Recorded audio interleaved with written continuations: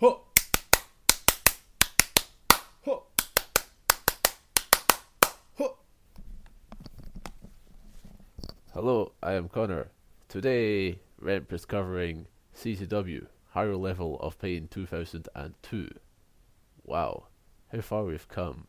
The first peek into LOBOISM in its true form. Because last time it was just a trial show, but this time it's a true show. So, today we'll be covering a lot of stuff about Lobo, about characters you've come to know and love, like Justice Pain, the Do, the Midnight Outlaws. Perhaps as well we'll talk about Gachimuchi, if you're so lucky. Anyway, the song I want to use for the intro here is Just Like a Pill by Pink. So this is the point where I will transition to it by, making a bunch of crazy sounds, just like you expect me to.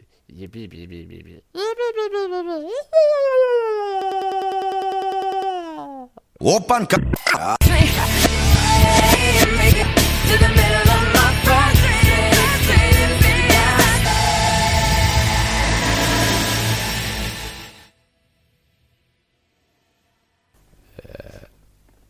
CZW, this Lobo character, what the fuck's he up to, Eva? Lobo, he's just being a Lobo.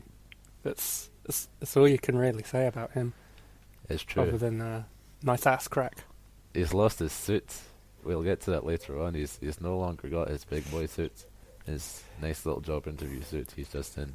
Yes, the new boss's formality lasted one show. Well, that was just like, he wore a suit last month. This is apparently his first actual show. Mm-hmm. I mean, I'm counting the last one as his first show, but this is apparently his first show. The show he's got to make the biggest impression just comes out in a fucking baggy ass jeans and a big football jersey. Yeah, big football jersey. Well, you know what? Like, as we'll get to, there's a lot of things that happened last month which, like, are put, the kibosh is put on them now, let's say. And so, yeah. We'll never again see slicked up entrepreneur Lobo. We'll never see the Lobo that his mama's so proud of him. She brought a sign. This is Lobo. So this show, like, it's funny. CZW shows, they never start with like a intro as such. Best of the Best did. It started with like a prelude, an intro by Eric and John. So yeah, and I think the January show started with Rock and Rebel in the ring and a big angle like that. Yeah, Answering the Challenge did with like a opening promo, and yeah, but the rest of them had just been starting with a match graphic. Yeah, what I think is that it must be different on Fake UTV, wherein because surely if it's a TV thing, you wouldn't just start with a fucking match and then it just acts as if like you've always been here. There must be some intro that like the Smart Mark video doesn't cut out, which is strange when you think that they use the same commentary tracks for both TV and video. But anyway, so that means that this here is the intro, and that's Trent Acid versus Nick Burke. The first thing we hear is Trent Acid's music, the Giorgio Moroder track, and Gargiulo says, "Oh, no way, Trent Acid's music is playing. I would have to assume, using logical deduction, that he is about to make his way to the ring." And this guy's a fucking rocket scientist. He just figured it out on the spot. Oh, man. And, like, that's weird because Eric, he talks himself like, oh, this wasn't on the format, but then, like, right afterwards, he starts explaining because the whole thing is that Lobo and Trent Acid, they're boys, right? And Lobo, he's given Trent Acid, some leeway on this whole, having the two titles thing, but there's a point where enough's enough. You just gotta defend this title, Trent Acid. You've waited too long to do so. So now, apparently, it's not just that he has to defend tonight. It's that he has to wrestle twice every single show. They totally did the Billy Beater both ways thing, didn't they? It's like, what's going on here? I don't know. Yeah. Anyway, here's what's going on. Man. Lobo is enforcing the rules. It's another weird thing where, simultaneously Lobo is meant to be the villain, but also he's a good authority figure. Quite confusing. Yeah, he's not been really evil the one on the last show, the VD tag match where they won the tag Yeah. titles, I was sure that there was going to be some kind of shenanigans there. He's out on commentary. He's just kind of like chuckling around. And, Yeah. I like. and then the guys are in, and he didn't do anything. It's like, oh, maybe Loba's okay. Yeah, if you divorce that match from its context of every single other show, then like you'd think, why is Eric being mean to this guy in a nice suit? There's so many things that we assumed about CZW, that Eric Gargiulo is the nice one, Lobo is evil. It's been proved not to be true. Yeah, totally. And meanwhile, Lobo is he's just trying to get food on the table. You know what I mean? He's got a goddamn family. His family now is all of CZW fans. That's the responsibility you have to take on when you run CZW. And as for Trent Acid, his responsibility is he got to defend his fucking belts. But before he does that, he gets on the mic and he says, "Shut up, Shut and up! then John is like, "You heard him, Eric. You heard him, shut up! And then like It's so good. I can't really hear like what Trent Acid is saying, but I can sort of assume that he's saying like, "Oh, I don't want to be defending these two belts right now, especially since I got the Hurt Club later on in the night." Eric's reaction to this is just to say, poor baby, where the baby ball around his neck, make me want to blow." Oh, poor baby.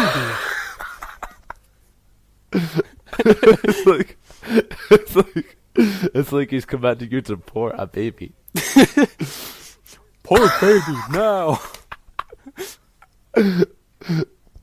Oh, oh my god. And so the whole premise of this promo is that Trent, he sort of decides that if he's going to do this, he's going to do it the honourable way. So Johnny Casimir, you and your baseball bat, I'm going to send you to the back. I'm going to do this by myself. And Nick Burke, you better leave your softcore connection buddies back there. And, you know, this is quite honourable.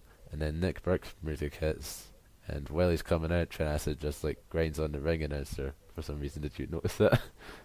No, I didn't. Yeah, he does it. But I did notice Burke entering in like a strange silver robe. Yeah. I think that's new. It's got like it's not as if it's like some sort of like, you know, wrestling ropes like that. It's got this sort of like thin waistband that like a practical bathroom robe would have. So it's quite something. And John House is like, "Look at Nick Burke. He's dressed up. He comes in clad." And like Eric is like, "Dressed up. It looks like his mother's or whatever Eric Arjula says. It looks like a... He said it looks like a shower curtain. No, he said Z-Barr's attire looks like a shower curtain. He says like, "Oh, some hotel in Kensington's losing a shower curtain by now." This is going to be the inevitability of our Eric Arjula impression, is that much like how low-key we just like devolve into the I think mine's different like every time. It's good. It is good, yeah. You know who else is different every time? Us as human beings. You know what I mean? True shit. True shit. The first thing that I saw in this match, which, you know, is sort of like got my attention, was when Nick Burke does the rolling cradle. You know, shades from Mace Uraga, Kenta Kobashi, the list of legends goes on and on. What do you think of Trent Acid's moonsault? Because I noticed it here, and I noticed it in the tag match later on, and I'm not sure of it. What did you think?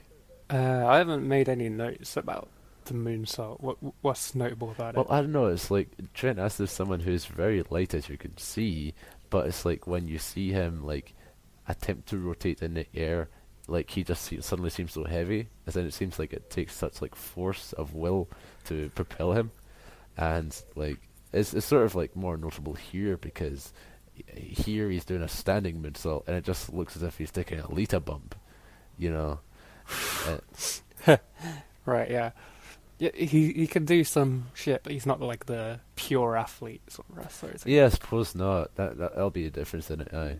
I mean, I'd say he's a better wrestler than CM Punk at this point. Yeah, I'd say so too. It's kind of similar to like CM Punk, like not a natural athlete, kind of trying a lot in 2002, eventually will sort of figure out like what works for him. Yeah. I think Trent Acid has found that, but I don't think of him as a flips guy, you know. Was CM Punk ever a flips guy? Like, has he ever done like a 450 splash? I don't know about 450s, but like he does try some athletic stuff, which he would be better just kind of just putting to the side. Yeah, from what I've seen. Sure. He had some like bad injuries, like he cracked his skull or something. Yeah, like fractured his skull. Yeah, that was that story where like, point. oh, I'm straight edge, so I wouldn't take paracetamol for this like skull in my split in my skull. I used to think that was so cool when I was a kid, but you know, I'm suffering from a cold right now, and I'm fucking gonna take paracetamol. Fuck you. Yeah, shit. Yeah. If I had a cold right now, I'd be on fucking like, I don't know, LSD. You know what? I don't know if that helps, but okay. Yeah, probably not actually. Eric claims that Lobo claims to be a CZW friendly owner of CZW, and I'd hope so. Yeah, I mean, I thought this was kind of the point of the main event of the show 2 months ago. Yeah, well, I mean, like, he's saying that, like, you know, Lobo says he's CZW friendly, and, you know, I would think that would be, you know, what you'd want out of someone who's deciding to run CZW. Yeah, if it was run by someone who hated it, then I don't think it would really work. What, do you think that's ever been the case? Someone who's hated CZW has been running it? This is your chance to get a pot shot in at someone. I would never insult my close personal friend. Hey, if that's what you're getting at. You said his name, not me. I was thinking of Zandig. Good grief. Oh.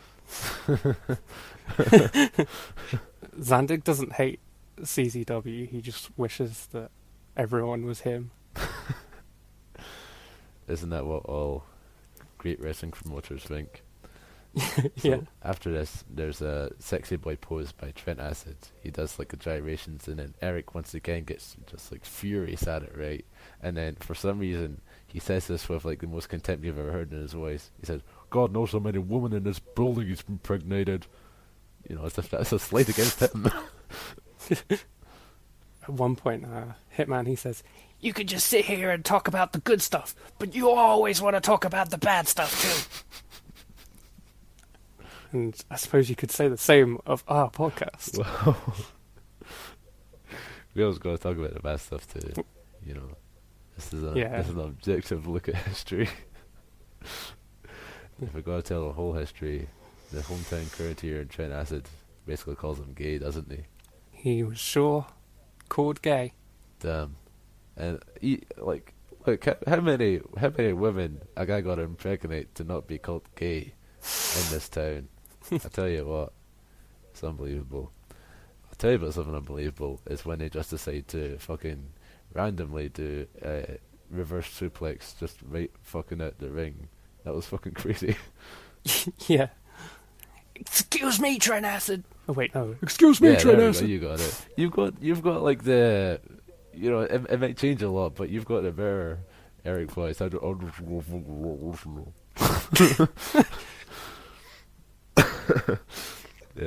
After this, like Trent Acid's, he seems like he's got Nick Burke on the ropes. This is a whole story of the match. Nick Burke, he's never beaten Trent Acid in his life, and so it seems as if it's gonna fall along the same way. Oh no, it's Ty Street. He's interfering, and it's Z-Barr too. He's got the powder. He throws the powder in Trent Acid's face. Fluff. Z-Barr just did the fluff. Look at him shaking that ass.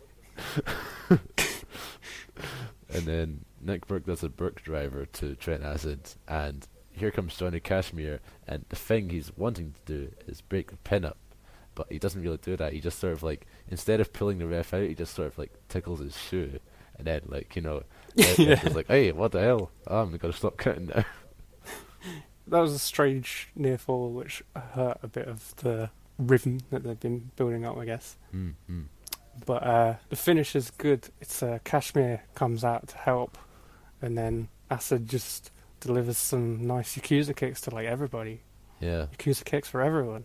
Z-Barr, the first time we saw him at Best of the Best, he was being dragged through gravel because of the things that he was doing for Trent Acid, but this time he was trying to fight against him. I thought exactly of this but moment. It did not work. It was like so crazy to see like the exact same thing happen, except with like a different like alignment thing.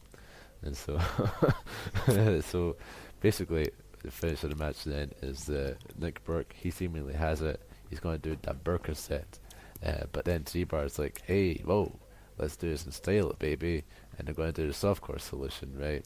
But then Trent Acid just immediately counters it, and then does the Yakuza kicks, and he pins Nick Burke, and Z-Barr. At first I thought, Z-Barr, you are a fool. You have cost your softcore friend the match and the titles. But then Eric brings up a possibility concerning to all of us who admire a softcore connection like you and I. He says that perhaps Z-Barr is still working with Trent Acid. Perhaps he still loves Trent Acid. As Eric puts it, lust is one thing, but it's hard to break love. Fucking, that's some deep shit that you take with you to your grave. CZ fucking W. Eric Gargiulo is that poet. So yeah, I thought this was like solid opener material, and between two of their good wrestlers, it's more kind of like it's a CZW trademark for us at this point, like the unclear dynamics. I guess this is a heel versus heel match, which usually would be very off-putting, but in the dub, it's just kind of like business as usual. It works. It's weird. It works like on like a couple levels. Well, I suppose two. As in one is that like they're both like, big characters, and they can sort of bounce off each other that way. And two, there is the history of like like the perfect win record that Trent Acid has over Nick Burke. So obviously, Nick Burke, it seems like over the course of this, like even though he has like the whole like character going on, he does have like a sincerity to him, which like drives him to try and win stuff. And so I'm sure that like this did come through in this match as well, where he just really wanted that win bad. So it definitely did work. I would say that like CZW's approach to things does make these sort of things more bearable. It's kind of jarring at first to see dynamics like this, but once you're used to it, you don't question it too much, other than a little like footnote, I guess, like, oh, are they turning these guys' face, or what's going on? I don't know. Right, yeah, that's true. There's probably nothing. Like, Yeah. no character alignment is going to change. I think that's a good thing, because there are some times where like, an example of like, Zandig or Mondo being like, outright heels, and then their baby faces. I mean, like, that is what it is, but I feel as if like a lot of the other guys, they are just characters, as in someone to like, Adam Flash might like, have the adoration of the crowd, but he still hates the Messiah, so he's just going to be a dick to him, Yeah. So after this opening match, which was, definitely worked like an opener, but had like, a lot of stuff to make it really pop out, we get this fucking 4-way tag mayhem. What do you think? What do you think when you saw this very vague graphic that didn't even specify any teams? What were you expecting? I think did it say it was for the tag titles? So It was not. I think it was for the tag titles, but I don't know if it said on the graphic. It doesn't usually ever say titles on the graphic, but like, it just, I didn't hear the ring announcer say, I wasn't sure who was going to come out for this classic. You saw the people come out for the classic. Who was the first team? Out first, it's our fucking boys. Our boys. The Dons. Chris Cash and GQ. CCGQ. They know the guys who fucking owned us by beating the shit out of each other for like. I read that this feud was like going on since like fucking August 2001. Aye. So this is like they had a 9-month feud or Look, something. let's just give consideration to what could be considered a verbal history of Chris Cash versus JQ they were the new school. They were this tag team. They faced VD once, I think, and then they broke up. And the reason was, GQ and Chris Cash are tired of one another stealing each other's girlfriends. This has gotta stop, Gargiulo. And then, one counter finish later, suddenly, no girlfriends at all. We just are mad at each other. We're stealing each other's spotlight. Blah, blah, blah. And then another counter finish later, and then you get to that fucking match, and suddenly just like, haha, we fooled you. But then here they try and make up as if they worked out their differences. Mid match I said I just hug this guy. It'd be fucked up even if the wrestling was ever good at any point. So it's just unbelievable. Out to join them in this 5-star match is Z-Barr and Ty Street, Yes. the duo from the Softcore Connection. Ty Street is so fucking weird in every way. He is, isn't he? Even if he didn't have this really weird storyline, this is a weird guy to come out on this show, and he's just been weird. Yeah. Never mind that he has a fake doppelganger. He's weird irrespective of this. A fake doppelganger actively attempting identity theft on him. He just exists in a weird fashion. And then there's this Z-Barr the whole time he's blowing his nose like that. I think it's meant to be that I'm snotting on my hands and then high-fiving you the fans. Oh wow, I am so gross. And then they try and do the softcore high five, Z-Barr and Ty Street. And the whole thing of this softcore high five is because it's that due to them being goofballs, they always miss the high five, right? But this time what happens is Ty Street, instead of hitting the hand, he just basically slaps Z-Barr in the face, and Z-Barr just starts going, ah! He just starts screaming. The natural reaction to being slapped in the face, just going, ah! You bet. If I ever felt betrayed by my friend in such a way, I'd just fucking, do a banshee thing. Absolutely. So the whole thing is that all four of these guys, they are buddy for each other. They see each other's shenanigans, their deviousness, and they think, hey, this is the kind of guy I like to see. So they're just palling about. So the whole thing of this 4-way tag match is that it's basically Royal Rumble for tags, except there are only 4. So why you would have a delayed entry is a mystery.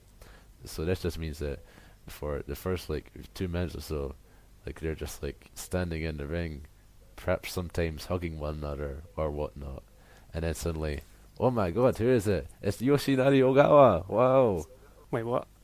It's Scum of the Earth by Rob Zombie. That's Ogawa's theme. Oh. I was like, did I miss something? Ogawa? the special guest referee, Yoshinari Ogawa. Special guest referee. Who do we get instead? Who also has Rob Zombie as their theme song? It's the Irish drinking team.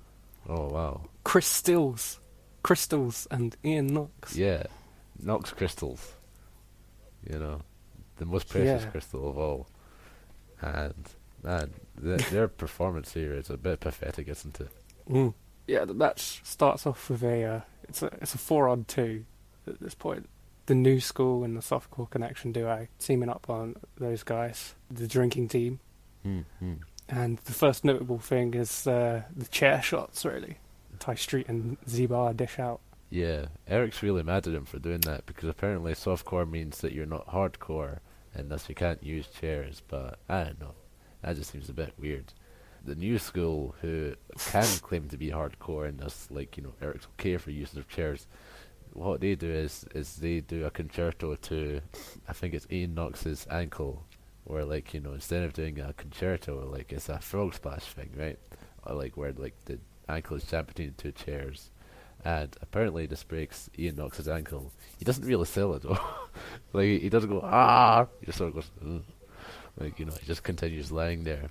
And then Eric says that this is a figure 4, but I don't think it is. I think that Ty Street applies the spinning toe hold, and that makes Ian Knox tap out. Gargiulo says, as pathetic as that figure 4 looked, it got the submission. Yeah, I don't know if Eric's Eric doesn't know Dory Funk Jr. well enough, I don't think. He's too busy watching those Misawa chops. Let's just bring up all of Eric Gardula's mistakes, shall we? Exhibit A. Confused Misawa with Kobashi. Exhibit D. Was born. Exhibit B. Aw, poor Eric. He just wants to run his shitty little what culture site, leave him be. So... I'm gonna check on the Camel Clutch blog, see if anything epic has been come on, posted. go do it then, go do it, come on. He's retweeted Don West. We'll be talking about Don West. Oh wait, Yeah. no. If you listened to this, we've already talked about Don West. Don West. He says, the best part was when the camera was on me, Mike Tenay kept making these hilarious faces, and it was all I could do to keep a straight face. Tenay is the freaking best. That was a really good tweet. You've seen that promo that he's talking about, right? No, I've not watched the video. I remembered it when I came onto 420chan /woo as a 12-year-old. That was all the rage. People would just say the whole thing was that because TNA had a reputation for just having all these guys who are WWE expats and all that, just make jokes about oh, what's Finn Philly doing in the Impact Zone and all that, right? And then because of that promo, I just said oh, what's Ken Anderson doing in the Impact Zone? Make you selfish prick. Good times. I found some rare original tweets from Eric on this account. The first one is, "This next Batman movie sounds like it's going to be awful." And then his next tweet is a quote tweet of that girl Greta Thunberg saying something, I don't know what, and he says, "This is how I feel every time I read about the next Batman reboot." Are you fucking? He's really. Are you fucking kidding me? He really said that about something that girl was saying. Okay, look. To world leaders at the United Nations climate. Look, I was stealing myself. This is how I feel about Batman. I was stealing myself to think, okay, Eric Gardula thinks that climate change is a bunch of bullshit. All right, okay. But no, he uses it as a fucking He fucking posts that he doesn't like the new Batman movie, and then decides to go, which way can I better express this opinion of mine, so strongly held? I'll tie it into climate change. Good grief, Eric. He's a topical man. He's really mad about the Batman franchise.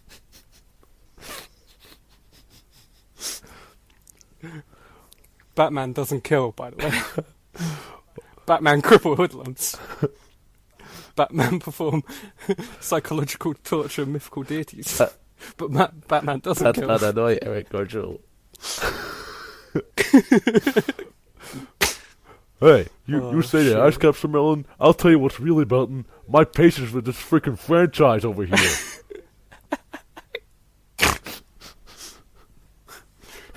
You gotta be kidding me, Batman. Oh, good grief. I can't believe that Eric has done this to us. He's amazing. Every time we do a CZW show, we're looking at the Camel Clutch blog. Yeah, we definitely need to make this a regular feature. He still has so much to give us. So much. So, yeah, there's now 3 teams in this match. The champs, VD, they quickly run down, but are caught out by the numbers advantage. Z-Barr does the donkey punch again. Yeah, the donkey punch.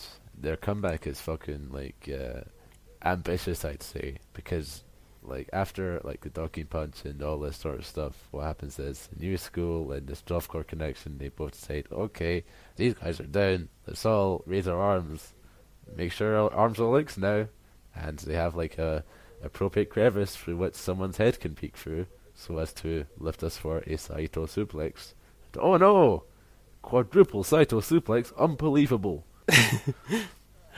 I quite like that. I mean, I could kind of sense it coming a few seconds off, but it It was a nice spot, I thought, and some of the bumps looked really nasty. Yeah, like I think it's like Valentine who's like suplexes. He doesn't like get his head hooked, so he just like kind of does a weird German suplex, and it just like it looks good. It looks good. What I thought to myself during this was that, man, this is fucking chaos. This is truly what LOBOISM is, isn't it? Just like fucking like I don't even know what's happening. Zandig, we thought he was crazy, but he knew how to keep the stuff of the universe in balance. Lobo, he just is just going to the dogs. It's truly something. VD delivered the high five. Well, Eric calls it a high five first, but then he goes for the HIV. The HIV. The HIV. Just in case you weren't like catching the joke here, it's like high five because like V is Roman numerals for 5. It's like fucking HIV in it, man. Oh man, like not only do you get the best of humor at CZW, but you also get a crash course on the Roman alphabet. Just learning experience after learning experience. Yeah, a Lobo experience. Anyway. So the heels starts to kind of break down for them. There's a miscommunication where Street hits Z-Barr with a chair. Yeah. Then Z-Barr hits Street with the fluff. Tell Street just got fluff. And then Chris Cash, actually, he abandons the game plan and pins Street. I guess he figured at this point they've kind of fucked it up for each other. Yeah. And yeah, now it's a one-on-one. That is the smartest thing that Chris The new Cash school. has ever done. I was scared at this point that Chris Cash and GQ were just gonna like snatch those titles instantly after like a really good moment last month. Yeah. Thankfully, VD started to destroy the new school actually, and this is like the coolest bit of the match by far. Yeah. Chris Cash gets 2 brutal power bombs and a Doomsday device, and then GQ also gets a Doomsday device, and the champs retain, and they look good doing it. You know something? Last month we had like this thing where I watched the title match and I wasn't really bothered about like the whole HC look thing. I just sort of thought, oh, VD have won the titles, great, yeah, I'm loving this moment. Meanwhile, you were the one who was like, wait a minute, something's going on here, something's about to change. Like you just had that tension in your heart, which stopped you from fully enjoying the moment, I think. Meanwhile, here it's like reversed, because you have just described how you watched this match where GQ and Chris Cassidy got destroyed, and oh, the champs look great here. But see, after the first Doomsday device, where they destroy Chris Cash or whomever, and just keep going, I thought, oh, something's gonna happen here. They're gonna regret not making that pinfall. Some shenanigans gonna happen. But then it was just that they decide to fully destroy GQ and Chris Cash, so it's great. Yeah. They just had to go proper beatdown style on it. It was, I think for something with mostly crap people in it, this match didn't turn out too bad. It definitely did, go the route of just being chaos until there's 2 teams. Yeah. Yeah, it was simple, inoffensive dynamic to me at the start, and then VD just fucking slay those guys. Yeah, it's cool. Yeah. I was fine with this match, to be honest. Yeah, it could have just been the new school versus VD, and just literally the last 2 minutes of the match, then it would have been perfect, I think. Oh yeah, if it was just a 2-minute squash, that would be loads cooler. But hell yeah. What we got here wasn't too bad, and VD looked good. That's the only real purpose of the match. So, job done. Next, we move on to an I Quit match. Danny Rose, one of our favourites. Yes. Against Greg Matthews, probably not one of our favourites at No. all. What's your thoughts generally on the I Quit match format? I haven't got an issue with them. There's some that rank way up there as my favourites. My favourite matches. The Cena versus JBL. Great match, isn't it? Great match. What do you think of that one match, the one I Quit match where Mick Foley's oh, last time I said I quit on tape, and they recorded it and played it back, so now I'm not gonna say I quit. Ha ha ha. Oh, the one with The Rock.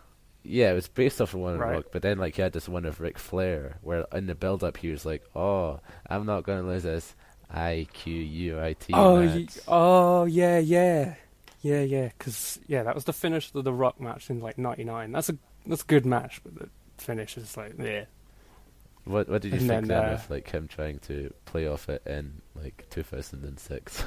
You could take the piss out of it, but I think seeing as he's had a finish where he's been caught out just by having said those words in a recording, it worked.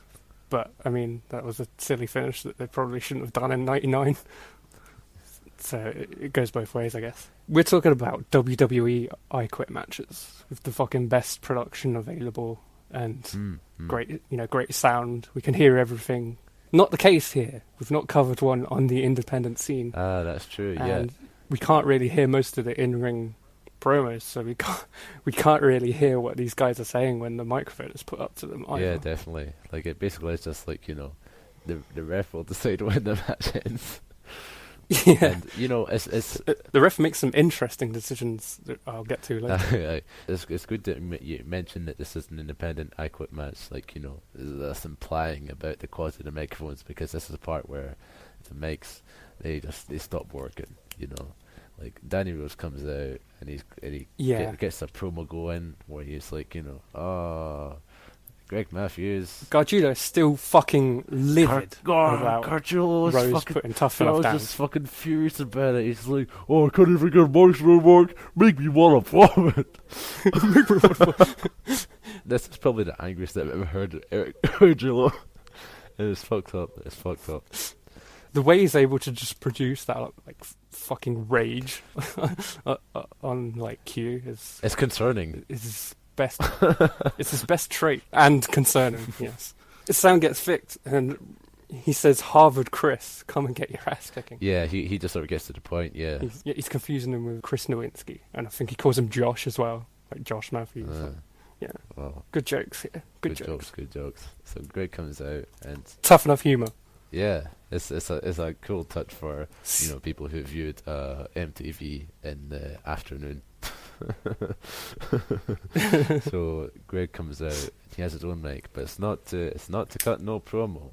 That's the mic for the I Quit match stipulation. So this match gets underway, and one of the first things Danny Rose does is the claw. He does the iron claw.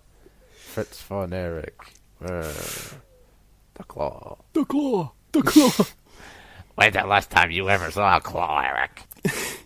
Then after that, the main way they use this mic, like I think that this is a example of the I Quit stipulation, which reveals it to be a bit of a farce, really. What does? Usually in an I Quit match, like if you think back to all those examples you can think of, the whole thing is that you just beat someone up a lot, and you're meant to go up to them with a microphone and you go, "Hey, so you quit?" No, I won't quit, screw you. Oh, I'm gonna beat you up some more. It's meant to be this brutal thing, which really freezes your blood. It just makes you think, wow, the brutality of these men reduced to their animalistic forms. Yeah, I guess I kind of get the concept of the match. Obviously, it's one thing to tap out to a hold. It's another thing to verbally say "I quit." Yeah, in front of your opponent. Sort of like Malcolm T versus Talia Blanchard from in the cage, where Oh yeah, as in that's just something where it's really meant to show you that these guys are just going beyond any athletic pretense. They're motherfucking gonna try and kill each other in there, right? But this one here is just sort of it's basically a live microphone there for a submissions match, and that just leads to it being funny, because Danny Rose will have Greg Matthews in a camel clutch, and he'll just ask for the microphone and just start singing karaoke. Yeah, for some reason, rather than putting the microphone to the guy who's in a hold right now and might quit, he puts the microphone to Danny Rose, and he sings the theme tune to Cheers. Absolutely. and it is a bit of a farce, you know. Like it's good that like that because honestly, I don't think this feud is like a fucking blood feud. Like Danny Rose, he's a silly guy. Greg Matthews, nobody likes him. They don't want to see him in matches. So you know, it's sort of good that like they just sort of take the piss here, you know. Like there's booing of like Greg Matthews, and Eric acknowledges the booing, you know, saying that like he got booed out of the building last time, and then like booing starts up again here, and he says, "Listen to these boo birds." Boo birds. We mentioned all those like WWE I Quit matches. Usually finish to those something like really crazy that you wouldn't even get in like a street fight or something. Yeah. Like it's usually something like it's usually something like really crazy. But in this match, it's a Boston Crab. Matthews quits because he's got back problems. You know. Yeah, that's the thing. Is that like, you know, they don't want this finish to come off too like flat. So as soon as like, you know, the Boston Crab gets applied, they're like, oh my god, he's got back problems. He's got surgery on that back. Oh no. Oh, he tapped out. Oh, no wonder. Back problems, you know. Yeah, it was an odd match, but like I just like Danny Rose too much to say much bad. Yeah, it was a very funny match. Like, see, speaking of like referee decisions, did you see the part where like I think it's like Danny Rose like attempts to do a pin, right, or something like that, and then like the ref says into the mic, "He needs to say I quit, asshole." No, I didn't catch that. It was very funny. After this, Matthews gets on the mic. He embraces the feelings from the fans that have come his way and sort of goes full heel now. Yeah. Can't really tell you what he was saying to like turn heel. In fact, let me spell this segment out for you. Matthews will go, and Gargiulo will go, what? Yeah. And then Matthews went, Gargiulo goes, what a traitor. Matthew goes, and the Hitman goes, well, he does kind of have a point. Like, how are you all drawing these conclusions from this mumbling? I fucking loved how, like, just like how you were saying, Eric just gets can turn on anger at a moment's notice because, like, you know, even though he acknowledges the booing, he still like sees the good in Greg Matthews. Like this result happens, and Eric's like, "Oh, good try, but you know, sometimes you just don't have it in you." And then like Greg Matthews gets the mic, and then like I think the first thing he says is like, you know, like Danny Rose's music is playing, so it's like, cut that bitch shit out. He said, "Hey, watch your mouth, Matthews." And just from there, it's just a slope of like pure rage. Like you just call him an ingrate, call him like all his fucking names under the sun, and now John House loves Greg Matthews. He's got a point, Eric. Yeah, it's great. I mean, you can take the piss out of it easily, but it's amazing, you know? Let him pay a due. Let him pay a due. So, Greg Matthews says all this crap, and then he walks to the back. You know, John House, he suddenly sees a star potential in Greg Matthews now. Blah blah blah blah blah. The next thing I see just like really stopped me in my tracks. There's two shows in a row where such a sensation has come over me. Wherein, Eva, I trusted you. You told me they were gone. It's the Midnight Outlaws. Okay, so I guess I'll just say, you know who this is this time? Is it Chris Cash and GQ? Yeah, it is. What? Yes. Oh my god!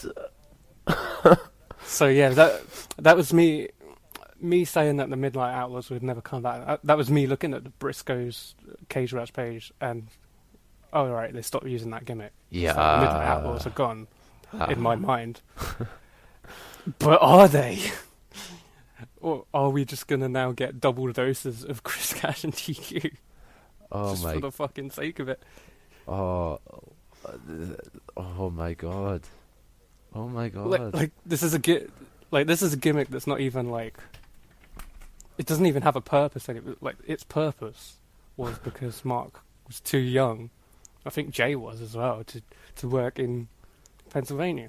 Yeah. But now Mark's old enough, and you know, no, Jay's old enough, and Mark's gonna stay at home, I guess. and the Midnight Outlaws are still here. This is persisting. Well, as in, like, okay, so I suppose like our coverage of this won't really depend on like the ending, because like the whole ending is that like the outlaws get away, they don't get unmasked. Thus, this implies that there will be more of them. I would have like, okay, I saw the graphic and I was like, oh, what the fuck? My reality is being distorted once more.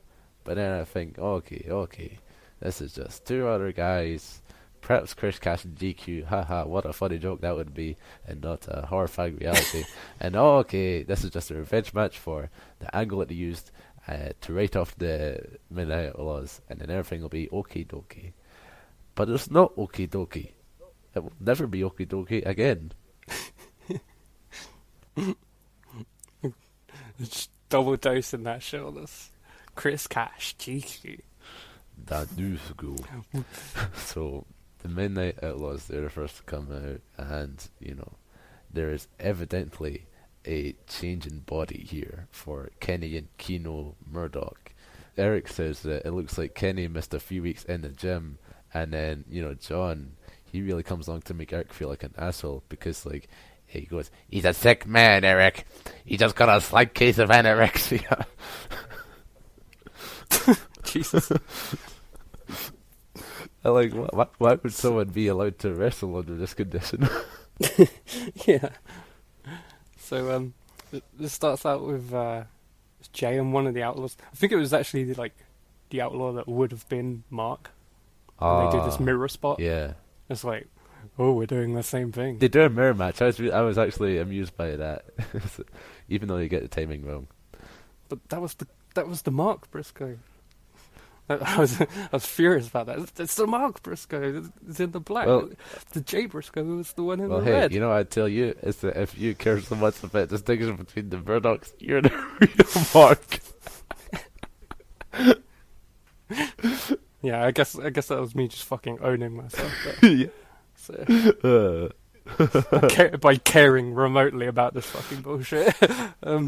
But yeah, once that happens, a boring tag match ensues.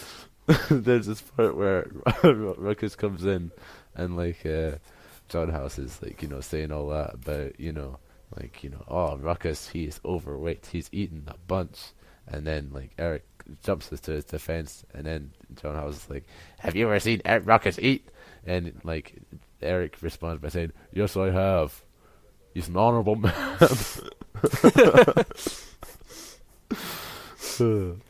He eats with one hand in front of the other, just like us. Yes, nice table manners. Doesn't leave his elbows on the table. Unlike you, Hitman. One of the most notable things about this match is that Hitman starts hating moves. Yeah. After a big Jay Briscoe flurry, he goes, that move should be outlawed. And then Ruckus does a shooting star press off the apron. Yeah. Gargiulo says, excuse me, Ruckus. And Hitman says, yeah, excuse you, Ruckus, don't do that again. Don't do that again. But then he starts liking moves again. Gargiulo says, how can you deny the talent of someone like Ruckus? And then as Keno delivers a big top rope move, Hitman replies, maybe because he's fat. Tremendous move there from Keno Murdoch. So he starts hating moves, like outlandish moves, and then he 180s within like 2 minutes. He loves moves now. No chance to reply for Eric. Just has to go on with his job play by play. John says that he went to Atlantic City High School. I believe this comes up due to some sort of matter of perhaps mathematics or whatever such thing. And then Eric says, oh, Atlantic City High School? You mean the home of the world's greatest prostitutes and drug dealers? Eric is just fucking like, you really get a sense for what his like approach to the world is with his statements, don't you? Just a hateful human being. Yeah, I mean, 2002, a lot's changed, but Eric, shaking my head at you right now. And you know what I also shake my head at Eric for? He fucking does a South Park reference. Oh, yeah. Oh my god, they killed Kenny. Hilarious. Why did you wait until now, Eric, to do that? Why weren't you doing it every single match? Yeah. He's only just heard about South Park, this thing that's been like huge for like 5 years. Oh, Eric just having like a Vince McMahon style view of pop culture. Oh, that explains so much. But it was just so like soul destroying, wasn't it? When like, because he says like, "Oh my God," in this way that Eric Gargiulo has never said "Oh my God" before, and in that second I was like, "Oh no, what's happened to Eric? There's something wrong. Is John House having a heart attack?" And then he just says, "Nickel Curry." I was like, "Oh, okay, all right, okay, Eric, you fucker." I mean, it's one thing to do this in 2002, but I'm sure I've heard this like in the past few years as well. Aye, I'd bet. A lot of people who are still pieces of shit. The finish to this is just that Jay and it would be Kenny. It's like Jay goes for the J driller, but then Kenny reverses. He goes for the K driller, but then Jay just gets out of it and does a J driller. It's a very straightforward finish. Then after that, like Ruckus and Jay, they briefly celebrate, but then they get to the real meat of the business. They want to unmask these outlaws. I'd think that Jay Briscoe, after all these months of rumors, like he's quite sick and tired of people coming up to him and Tesco's and going like, "Hey, I love your work as the outlaw." He has to go like, "I'm not no outlaw. I'm a law-abiding citizen." So they're trying to unmask these guys, but then I've been out injured with an arm injury for months. Look at all this. By the way, don't watch any Ring of Honor. Yeah. Look at all this tape I have on my arm. Do you think that? Hey, like, it's unbelievable. And then, so you try and unmask the outlaws, but who the fuck is this coming in to make this safe for the outlaws? It's the dude. The dude. What's he doing here? He's doing things.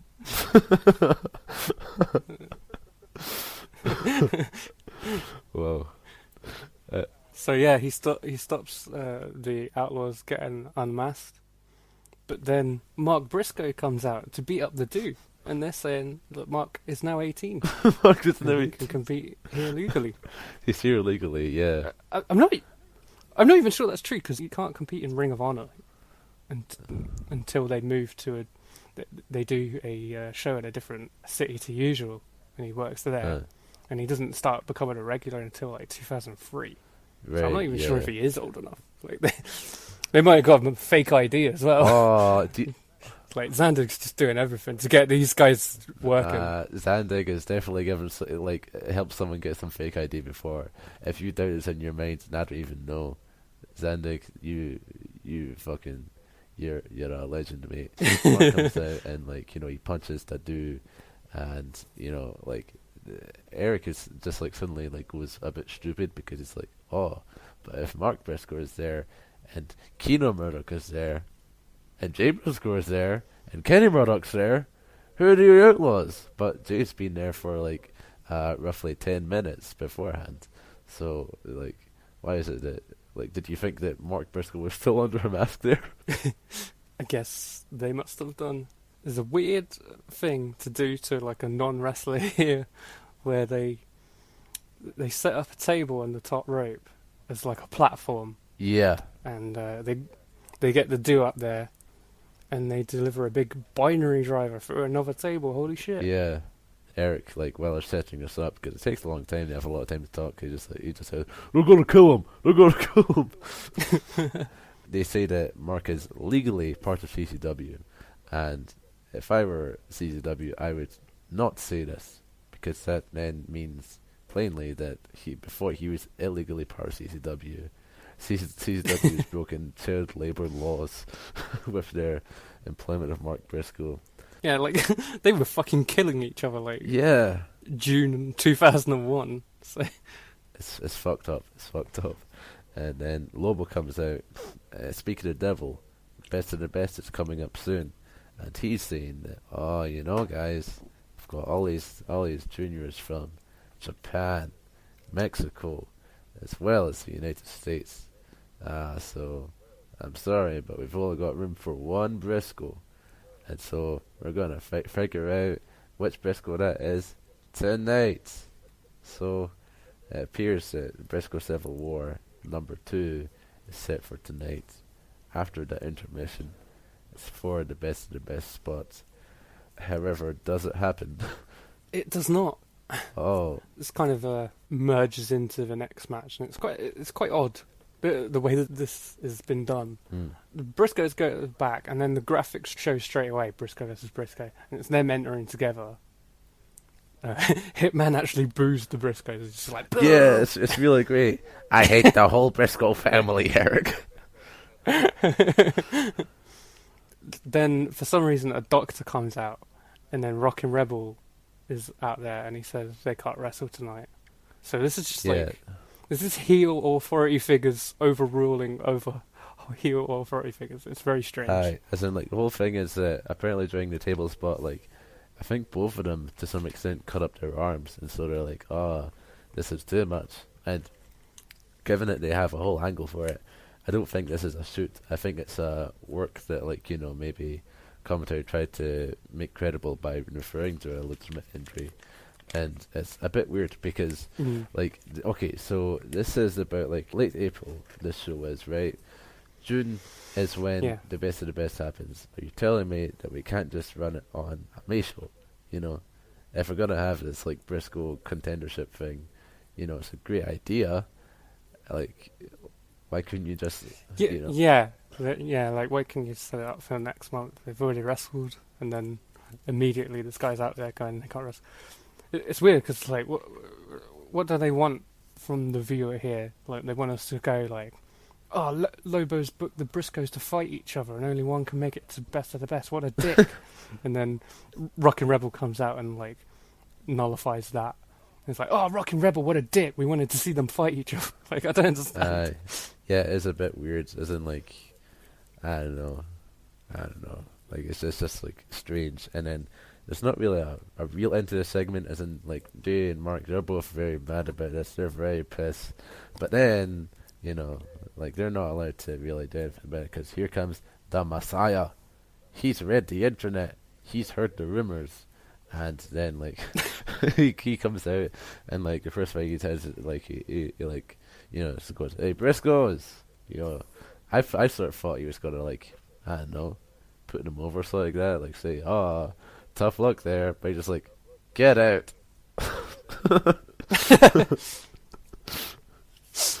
And then they just do. They just leave. Yeah, who are they to doubt the Messiah? So this is the thing, is that apparently, like, CZW just has all these storylines going on that we don't know about. Apparently, you just have to keep up with, like, the newsletters or like that, because it's been rumored for a long time now that a guy from the Messiah's past will confront him, and so he comes out. There's not a match set up as such. He's just there, like, saying a bunch of stuff, and what he talks about is XPW, basically. Yeah. He can't make out most of the promo, but he does say "fuck Rob Black," and he actually thanks Rob Black for firing him from XPW. He calls Rob Black a fat fuck, and he's like, "Rob Black, that's the only time I'm going to say your ass's name in this ring. Thank you for firing my ass from XPW, because, I don't know, CZW is much better. I love these fans." Yeah. So he's shooting, right? He's a born again.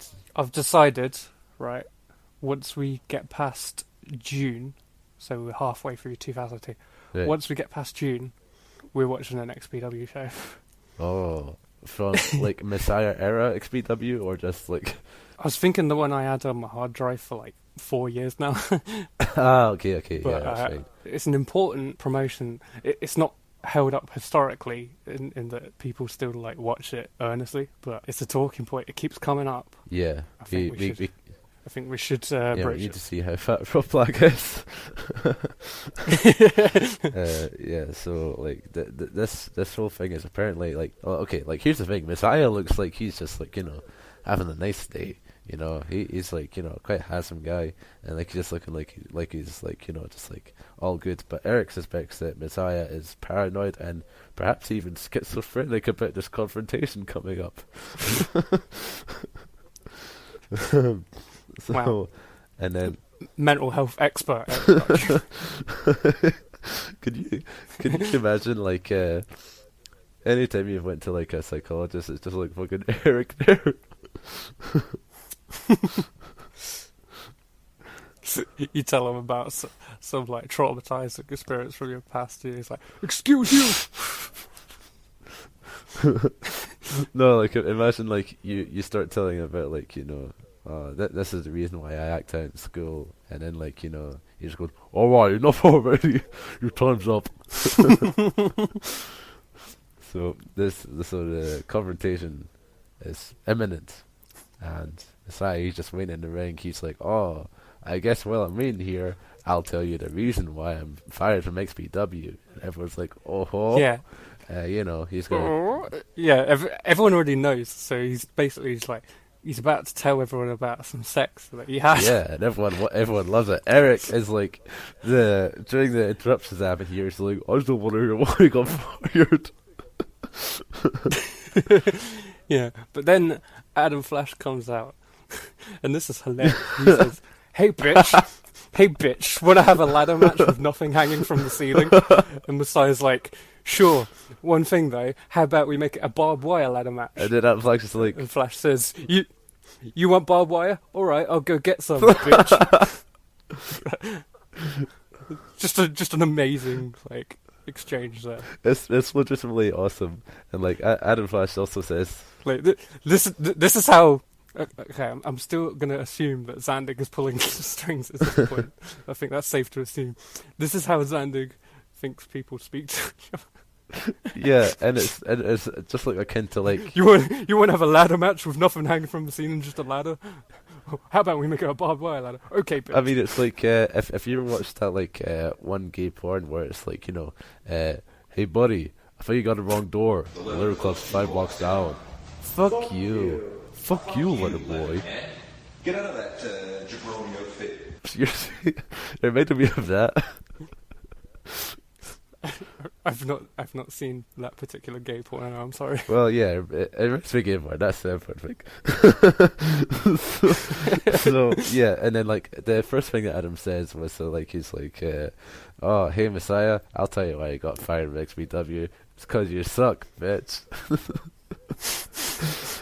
And then hilariously enough, so while Adam Flash is just taking his sweet time getting some barbed wire, Chris Hamrick comes out. Right? Chris Hamrick. Chris Hamrick's CZW debut, and also his last ever match in CZW. Wow.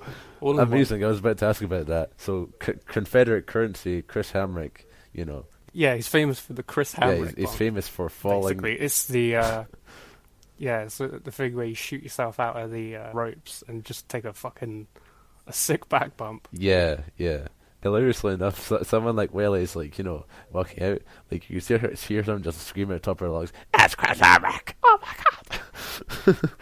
And so Chris Hamrick comes out. What do you think about the Chris Hamrick bump as a concept? Because I always think it looks like somebody's fucked up a springboard horribly, and I guess that's the idea of it. Yeah, it looks really dangerous. I mean, it's a sick bump. I'm not going to deny that. A sick bump to take. I mean, like that's the thing. It looks really dangerous, but I'm sure that like if it's done enough that like some guy has it named after him, it's something you could just like take like 100 times a day in your sleep if you knew how to do it. One of those like real like one of the closest parallels to magic tricks in wrestling. It does seem like a thing that would shorten your career. I suppose that is true. So anyway, Chris Hamrick comes in. He's got like the Confederate flag on his back, and he's like, so he comes in the ring and he starts shooting on the Messiah. Because apparently, like, the lady that the Messiah is in a relationship with is the ex of Chris Hamrick, so they've got beef. And the first thing he goes on the mic on is like he has this original thought in his head where he's like, "Hey, I'll tell you why you were fired from XPW. It's because you suck." I wonder where you got that from. So basically, Chris Hamrick talks a bunch. And like Messiah says some stuff too. Like at some point, Messiah just drops the mic and it's like, "Oh, I'm about to beat you up." And then like eventually, for some sort of tasteless way, Chris Hamrick's like, "Oh, how does my dick taste?" And then like Messiah's like, "Oh, that's enough. I'm gonna beat you up now." And then, while that happens, Adam Flash comes back. We don't see him. The first thing you see is he just throws in a barbed wire ladder. And then it seems as if, oh no, Adam Flash and the Chris Hamrick, they have aligned. The Messiah's done for. But wait a minute, who's this? It's John Cronus. John Cronus, oh my god. Who's John Cronus? He tagged with New Jack in ECW for a bit. Right, I see. I do vaguely remember the name. That's what I really know about the guy, but yeah, he's one of those sort of ECW, like, lower mid guys. He has made some appearances in 2000 CZW. I see. But none recently, and this is his last ever appearance in CZW as well. So neither Hamrick or Cronus is ever going to be seen again. Like, see my initial impression of John Cronus, I was so fucking impressed because this big guy comes in and he just starts doing savate kicks, and I'm so whoa, it's just like fucking crazy. And he does a razzle dazzle too. It's just like, oh my god. Yeah, he does the razzle dazzle, like to the T. And like, it's one of those weird things where like he does these really impressive, like, you know, like he does a cartwheel, does a backflip and all that, and then the actual elbow, he just like comes to a complete stop and just goes, does a back elbow. So yeah, I mean, if he just like run full pelt to an elbow, it would have been a much more effective move. But I can't really shit on the fact that this guy's pulling out the razzle dazzle. Yeah, it's so cool. Even though maybe today, like, I'd be like, come on, man. No, like Keith Lee, like doing all his treatment. But this ain't a Keith Lee thing. It's alright. I absolutely. So basically, I believe the bell rung for this match. It did ring for the match. So it's basically not for the Iron Man title this time. It's a rematch of Messiah versus Adam Flash, where a barbed wire ladder is at play. However, John Cronus and Chris Hamrick are also here, and sometimes they will join in it too. But often they will just be brawling with one another. And this is perhaps, you know, I mentioned with the tag match, the second match on the show, that LOBOISM appears to entail chaos, just like utter chaos that you can't make heads or tails of.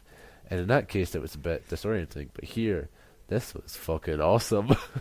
Yeah, I mean, this is a cool brawl. It doesn't last very long, but Messiah bleeds a lot straight away. Yeah. Flash, he goes to hit Messiah with a big dive off the commentary stage through a table, but Messiah moves and Flash crashes through himself. Yeah, he misses his butt buster. To get up on that big platform, I think it's above the entranceway, but there's no like big spot coming up. It's like there's like 3 light tubes up there. Yeah, it's great. And they start using those, and then perhaps the funniest finish that we've covered so far. Yeah. All of a sudden, the bell just rings for no reason, and they say, "Everybody has been disqualified." Well, like why? Well, look, I'll tell you why. Okay, look, right. So there's a certain point where the first ever. This is the first disqualification we've seen in CZW. It is, yeah, it is. Everyone got disqualified at once. I don't know how this happened. Well, okay, look, so I mean, the fucking match stipulation was barbed wire ladder is in play. Like, how can you get disqualified? Well, I can give you an argument as to why. Let alone all four at once. So, Rob, there's a certain point where Adam Flash and Chris Hamrick, they are in cahoots, they are beating up the Messiah, and then Adam Flash just decides, I'm going to axe bomb at the ref. And he does. He just like lars the shit out of him and knocks him out the ring. And then after that, like, they have this real ambitious double team move they decide to do, where Adam Flash goes up and you think, okay, it's time for the last call, but here comes Chris Hamrick to climb up on him and stand on his shoulders and do a leg drop, which he then completely misses John Cronus with it. And then afterwards, like, maybe it's just me projecting, but I did sort of see Adam Flash sort of, like, you know, make motions as if, like, okay, I'll hit it probably. And then, like, referee Rob on the outside, you just sort of see him wave it off, because, like, there's no way he could possibly control this match any further. Like, I don't know how he even thought he could from the outset.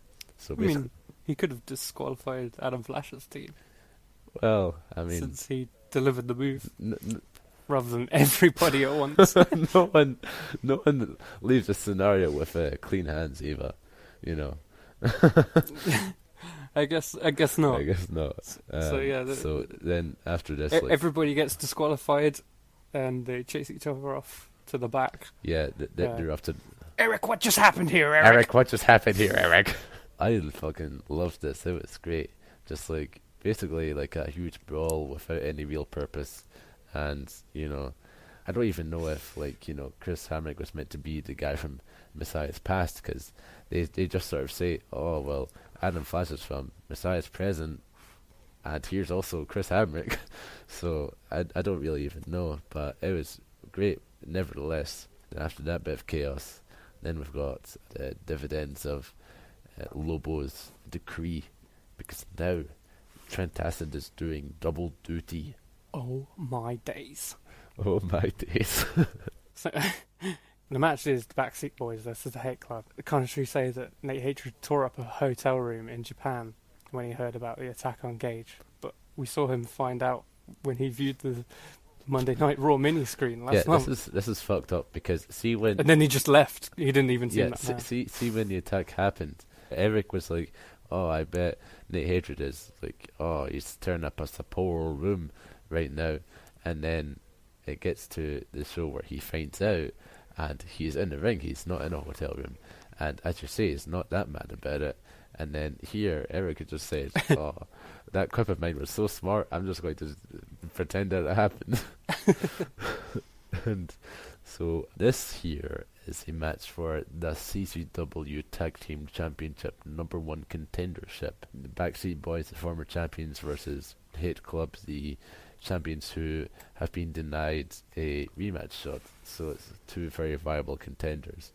John House is he takes issue with the whole fact that the Backseat Boys have to take this rather than just being given the tag titles back, because he says, see, look, he doesn't even name him. He just says like, oh, that wasn't an official last time. You know, it should be overturned. And then Eric's like, oh, you liked it when it was Zandig versus Lobo. And then John House just goes, da. He's been caught out, Hitman. You just when you think you have the Hitman caught out, he just goes blah blah blah. So the dude, he's not here. He died. So now he will not be able to control the Hate Club. What does it mean for the dude to control the Hate Club? How has this manifested in the past? I don't think it has, but they're saying it now. Ugh, the dude is dead. Do it. What do you think of this match generally? I liked this quite a lot, certainly by the end. So Kashmir's in with Hatred, can't handle his power, and he gets his hand attacked, and he then attempts attack, and he hurts himself. Yeah, that's pretty good. Nick Gage gets into basically a roaring elbow contest with Trent Acid. So, like, Trent Acid hits a roaring elbow, and then he does a sexy boy pose, and then he turns around, and Nick Gage just hits him with one. And it's around this point that we get to see Nick Gage smile. Lovely. Yeah. Nice smile. Nick Gage. The Backseat Boys being more heel than they were at the opener of the show. They start stalling, they get on the mic for a bit, and they say that they're leaving. And Yeah. Kashmir looks like he's left, but then he comes back, seemingly with some rubbing alcohol to spit in Nate Hatred's face. Yeah, Johnny Kashmir really hornswoggles it. He just goes under the ring to get this shit, and then he like takes out Nick Cage's kneecaps, and then like it's really funny the way he does it, because he just like, you know, drinks this fucking rubbing alcohol, and he's like and then just keeps drinking it so he can spit it out. And you know, like Eric's just like, you know, that's sicko. It's, you know, wow, unbelievable. Eric, that was rubbing alcohol, Eric. Johnny Kashmir is said to be the most insecure wrestler ever by Eric.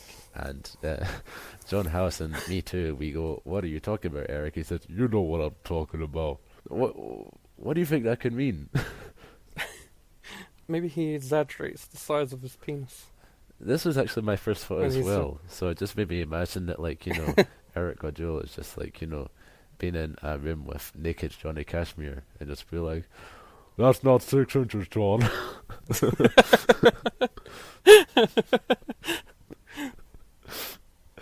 You call that 6 inches? You gotta be kidding me, Johnny Cashmere. What's the worst thing is, you're not even the smallest John I know. That goes to a hitman. So that's the source of Johnny Cashmere's insecurity. I mean, I suppose that's why he spits rubbing alcohol on people. Who knows? There's a weird thing that Eric is trying out here. An example is Nate Hatred's no sells like an elbow that is done to him, right? And like so like he like just like no sells it and like he's woken up by an elbow and there goes, who needs laser eye surgery when that rolling elbow just gave him 20/20 vision? And like he does that a couple of times, and all the times it's just like, what are you trying to do here? Are you trying to get on SNL or something, Eric? Good grief. After this, there's a very successful chair drive, I suppose you could say, by Nick Gage, wherein he appeals to the crowd for chairs, and none of them attempt to get out of their seat and join in on the free. Yeah, if they got last month's tape, nobody's ever going to assume that they're going to take part in a wrestling match. People are even afraid to stand up because they're like, everyone's just gonna, it'll be like Invasion of the Body Snatchers. Everyone else will go, oh, just start calling him an asshole. This match has been decent to this point, but now the Hate Club really starts to go into business mode, if you like. Yeah, like when the Hate Club get going, they really, you can feel it, don't you? Oh yeah, absolutely. Cashmere goes for a big barbed wire board, which was set up on chairs that look crazy. Acid gets a big brainbuster, and then he gets frog splashed by Gage and pinned. Quite an emphatic win. Yeah, like a crazy last couple of minutes. Just big attacks from the Hate Club, and it looks like Johnny Cashmere's got some kind of like legit injury to get stretched out. Yeah, I'm not sure what could have happened to Johnny Cashmere. Maybe it was when he got because like the actual bump, it seems like it was okay enough, but then like there's a point where like he has to be sort of like pushed out, so like you just like you sort of like just push on the barbed wire board, and then like that just like pushes him along and just like leaves him in a heap. So there's probably some sort of thing there which went wrong. It was a good match to sacrifice for, Yeah, overall it was really good. Like there was some stalling, which I wouldn't care for usually, but it's the backseat boys, and it's kind of their thing. They'll be pussies and get on the microphone and that. Yeah, it's their deal. The last thing to note from this match, other than Johnny Cashmere, where were you when Johnny Cashmere was die? The other thing to note is something that is on a personal note for me, because recently Bad Wrestling Podcast did a thing on CZW wherein Chris, he did not correctly pronounce Eric Gargiulo. He was not familiar enough with the announcers, so he said Eric Gargiulo, right? And Bucky got really mad about this, because he was fucking mad. How do you not remember the CZW announcers' names, And you know what? Me and you, Eva, I would never imagine making a mistake like that, right? But I can, like, I'm not gonna crucify the Cruise over this, right? But then I watched this match wherein, like, there's a point where, like, Trent Acid does, like, chair throw, right? And then, like, John House, the way he calls it is, like, oh, who's in control now? Gargiulio. And I thought, wow, Chris was right. So, yeah, that's it. That's that. Good old Eric Gargiulo and Hitman Hose. John Hoose. Shugs Hoose. John's Hoose party. You're gonna get your cunt kicked in, Robbo. Did you hear that, Eric? He said he was gonna kick my cunt in. Eric and Hitman really need to start saying the word cunt. I don't want to imagine the scenarios under which Eric Gargiulo says cunt. Okay. Oh yeah, I forget it has like sexist connotations in the United States. Man, it would sound so good. Just be so satisfying to hear Hitman call someone a cunt. He's a mad cunt, Eric. That's what they call him over in the UK. Some say he's a proper ledge. I hear they put beans on toast I got a over ledge there. on my goddamn balcony. Amidst all this chaos and John House learning about the United Kingdom's rich culture, he's speaking about, you know what actually happened yesterday is I educated some people about mince pies. Oh, yeah. John House has this and much more to learn about our landmass, as it were. Do they not have those in the States? I'm always finding about things that, like, to Americans, the idea of a sweet corn on pizza is, like, crazy. It's not actually, like that's just, that's a topping that, it's a normal vegetarian pizza topping and also, like, complements ham, I guess. Yeah, like, it's always a bit hard to tell, because, like, sometimes there are things like, you know, obviously, Iron Brew will be a novelty to the Americans, but, I don't know, maybe... That's my favourite drink. Is it? Am I Scottish at heart? I don't know. All I know is that Iron Brew is pretty terrible. What? Nah. Yeah. As in... Hand over your Scottish card. We're swapping homes. See... I'm going to be with my people, the Iron Brew crew. The Iron Brew crew. The Z-Barr Corporation. Like, for the first 3 years of secondary school, I only ever got lunch through the tuck van. Eva, do you know what a tuck van is, right? You'll have them over there.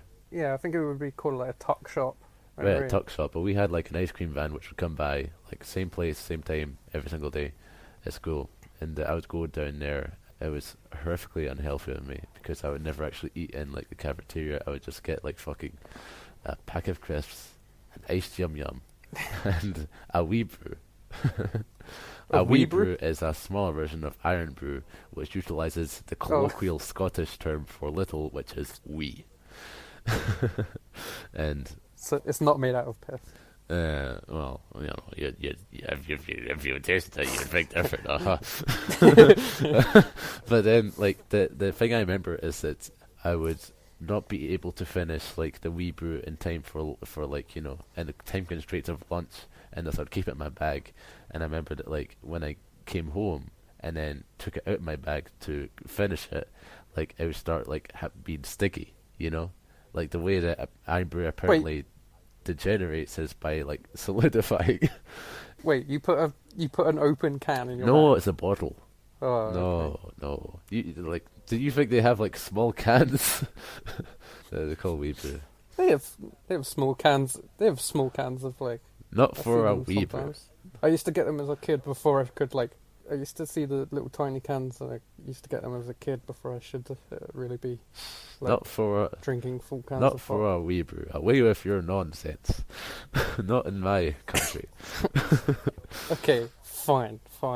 So yeah, I'm not much for Iron Brew. If I were to taste it now, I think all I just hear with what tastes better is just, like, sugar, you know. Like, I taste that of Coke too, but Coke, at least, you know, cola actually tastes alright, you know. Dr. Pepper and whatnot. Oh man, I'm gonna reel it out myself here, like, amongst, like, the... Iron Brew kicks ass. Okay, wait. Fuck you. What about other Scottish, I guess, like, cuisines? I'm not sure I could call them that. Well, what ones that come to mind for you? The blood shit, the black pudding. That always sounds crazy to me. Oh, like, black pudding's great. Is that not a thing over there? I mean, I think some people will have it, but it's known as a Scottish thing. Aye, like, yeah, it's always really great. Like, usually you get it in, like, breakfast, like, you know, Scottish breakfast, which is different from an English breakfast, obviously. And that's something that I had to learn when I started going to, you know, diners and all that. Was like, you know, if you wanted a breakfast, like, it wasn't just one thing. Like, a Scottish breakfast will, like, have black pudding. I mean, well, like, an English breakfast, you'll get, like, tomato along with it, something like that, right? But you also get it in, like, tube form, where you know, you get a tube of it, and it's basically like a log that, like, you know, you can chop off as how you'd want, and then you can maybe heat up if you want as well. The other thing I'm thinking of is haggis, which you know haggis, right? Oh, now, yeah. What is that? Is that a fucking sheep? It is a sheep's stomach, yeah. Oh. And the whole thing is that, you know, we would, the way I learned of haggis was in primary school, wherein it was the Burns Day. You know Robert Burns, the poet. I know of him. The way I usually hear it said, because of like how Scottish accent work, we call them Rabbi buns, you know, total teglottalization and all that, you know, or glottalization matter. And during the first ever Burns Day that I was cognizant for in primary school, we were told about the tradition of it, wherein, you know, in Burns Day you have your Burns supper, and that's usually like, you know, neeps and tatties and haggis and all that, you know, like proper Scottish stuff. And this is where I learned of haggis, and I think part of it was just like, okay, so my initial reaction was, okay, I'm not going to eat this. I was a picky eater back then, but even still I was like, I'm not going to eat this. And I think part of it is just that the people who try to explain haggis to you, they go with the presumption that you're going to think it's disgusting, you know? They're like, you know, oh, I know it's a sheep's stomach, children, but hey, it's delicious meat. And then like, they always say like, oh, I used to think haggis was delicious until my mama closed my eyes and then she fed it to me, you know, like it's like telling a tragic tale of deception. But then I tried it when I was, I think the first time was when I was in college, and it's really delicious. Just like really good stuff. I mean, like they definitely sell like vegetable haggis, which like, I mean, at that point there's not even the thing of it being a sheep's stomach, so why not try it, Eva?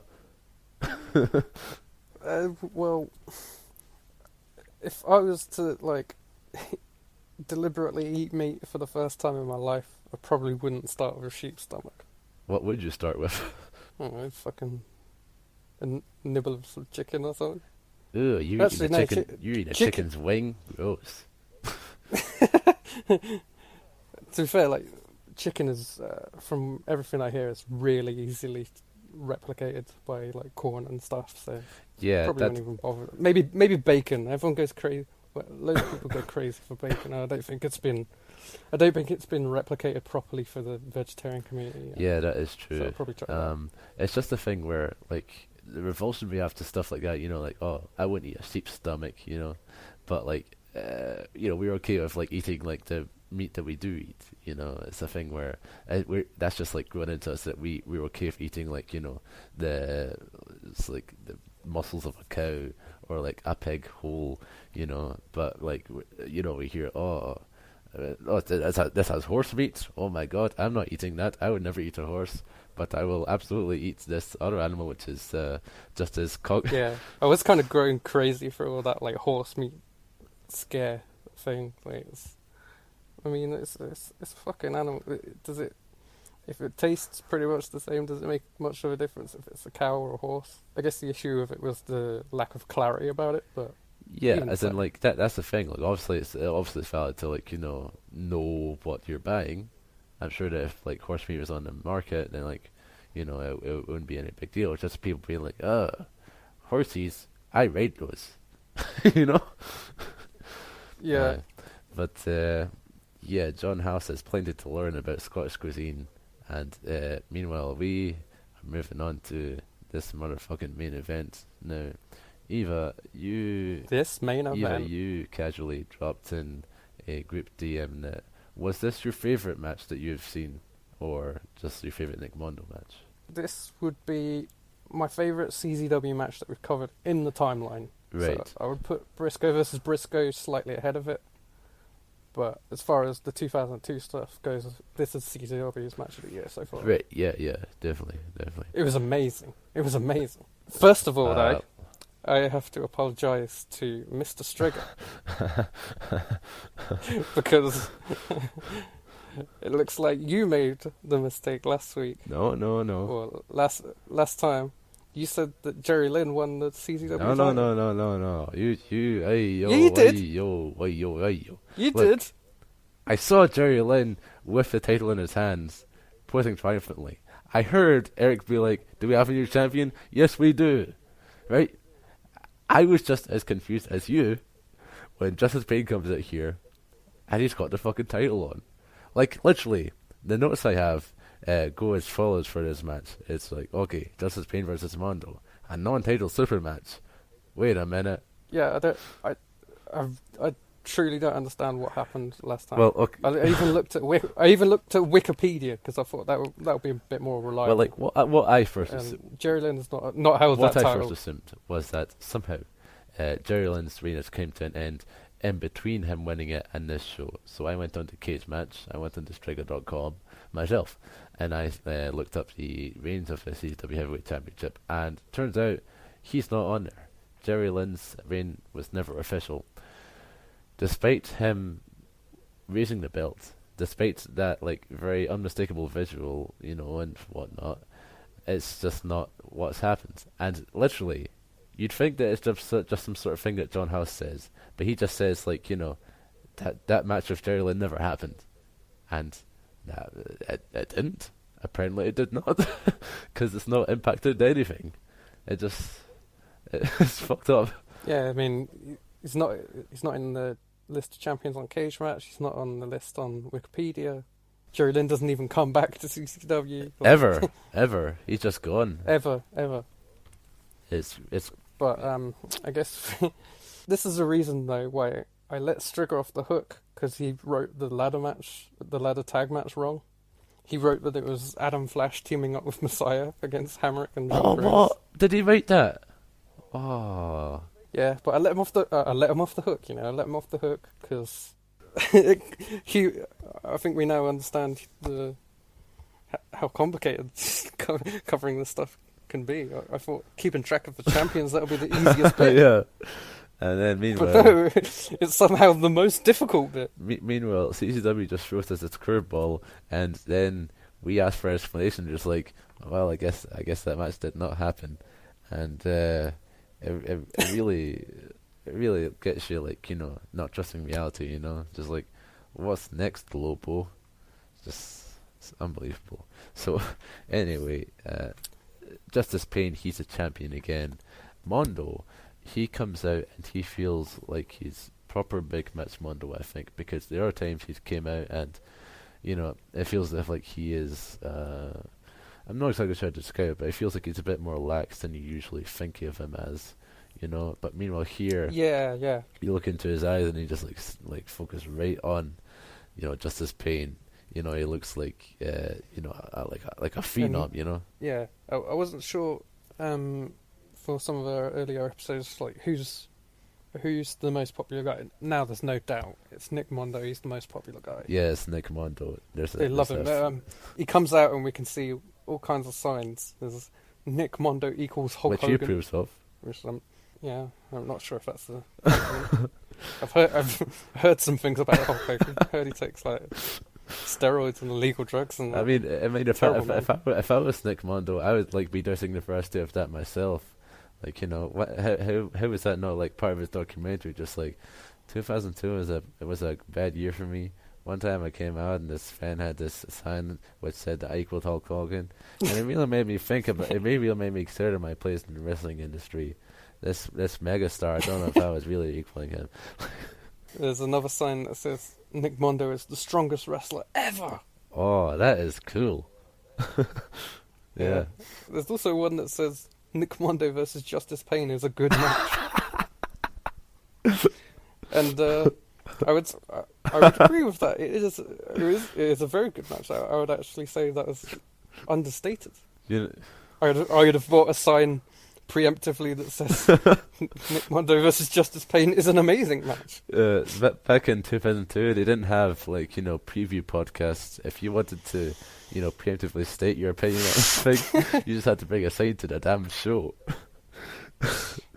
Yeah. They're both in the ring, and they're staring each other down. And Eric, the clod he is, he decides to say, "You can cut the intensity with a knife." And that's not what you fucking see, Eric. It's tension. You cut the tension with a knife, because it's like a string. Eric. You piece of shit, Eric. Oh, Eric. So Mondo's doing his pose a lot. In the opening moments of his match, he'll just sort of look around and then consider all that's before him and just do that pose. It's great. It's got his look down perfectly. Yeah, absolutely. Yeah, they're just really into him. It's kind of odd because he's I mean, I'm sure we've probably broached this before, but he's not like what you'd expect of a deathmatch legend, is he? Well, he is though. As in, like, are you meaning like at this time he's not established as such, or? He's not what you'd envision of a deathmatch legend. You'd envision someone like fucking Wife Beat or Necro. Nick Mondo stands out as just kind of like, could have gone to college with this guy. Yeah, he's a very like in the scope of deathmatch wrestling, he's definitely like a bit of an intellectual compared to the rest. I think the thing with Nick Mondo, which makes him sort of like someone of notable deathmatch legend, is that he has a whole Catholic aspect to it, where like he's doing all this stuff to like punish himself for some vague and uninvestigated reason, and so like that's why he like puts himself through a bunch of shit, and then like even if it's not like like huge like giant like Takeda back scars, is like it like really changes him. It really like chews him up, this wrestling business, and it caused him to make some poignant documentaries about it all. So he's quite adorable, really. Wee Mondo-chan. Yeah, this is the point where Jerry Lynn's is just unpersoned, and you know what? That's fine. And it wasn't a very good match, so I'm okay with it. Yeah, I mean, like, bell to bell, I pretty much wiped it from my memory as soon as it finished, so to just, like, wipe it from history is not that much of a stretch. Yeah. Nick Mondo misses a tope, and then, like, Justice Pain, he reacts this by, like, he just, like, flings a chair at Nick Mondo with just like utter frustration and, like, disregard, and it's awesome. Yeah. So this starts up kind of like one of the good Justice Pain matches that we've seen. Basic brawls and spots, and Mondo drop kicks a chair into Justice Pain's face, which sends him crashing through a table that was set up on a guardrail. Yeah. Well, he doesn't really crash through it, does he? Now leant up against it. He lands on it. He bumps through the bottom 16th of the table.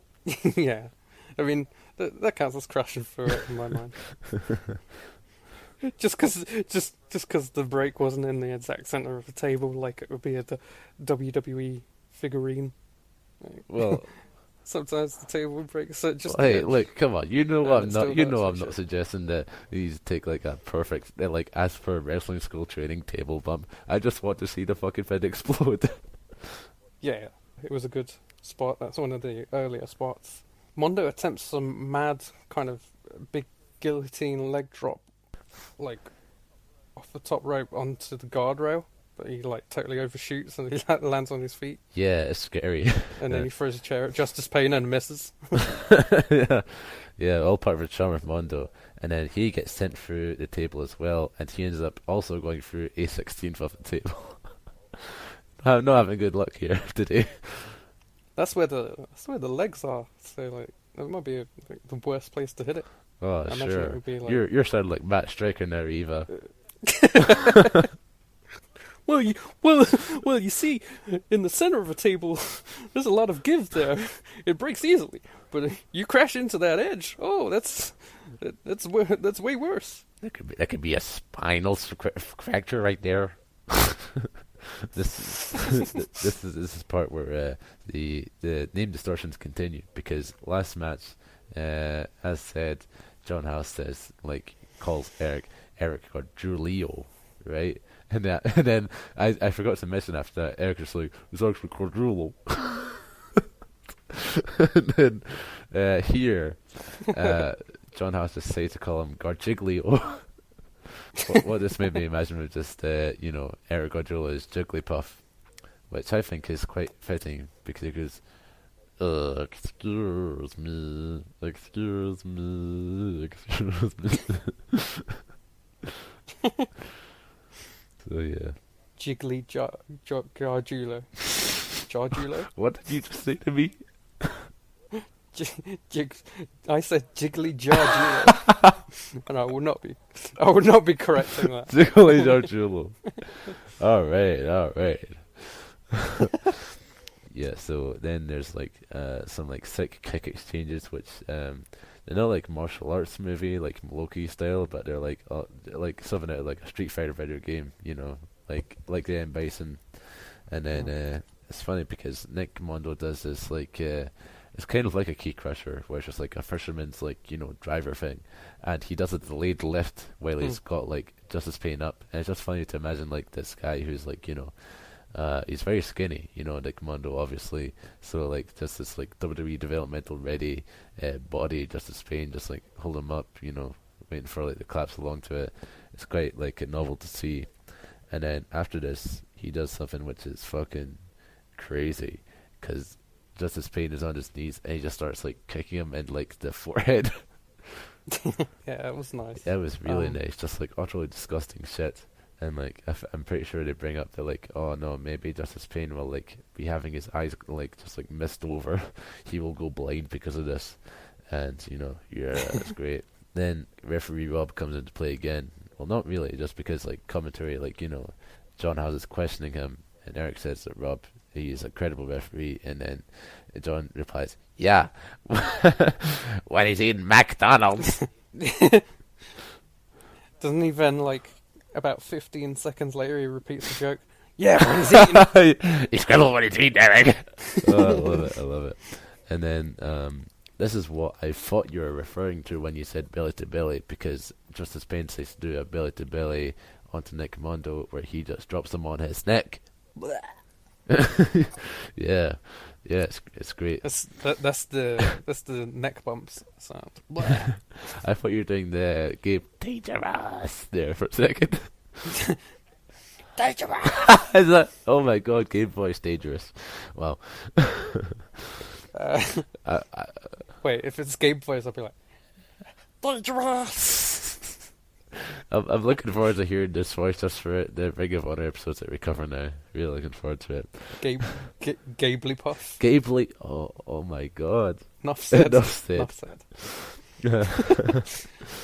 So at this point in the match, thumbtacks come into play. Yes. And I've seen a lot of matches with thumbtacks coming into play at this point. So I'm like, oh yeah, nice. But I'm not like losing my shit or anything at this point.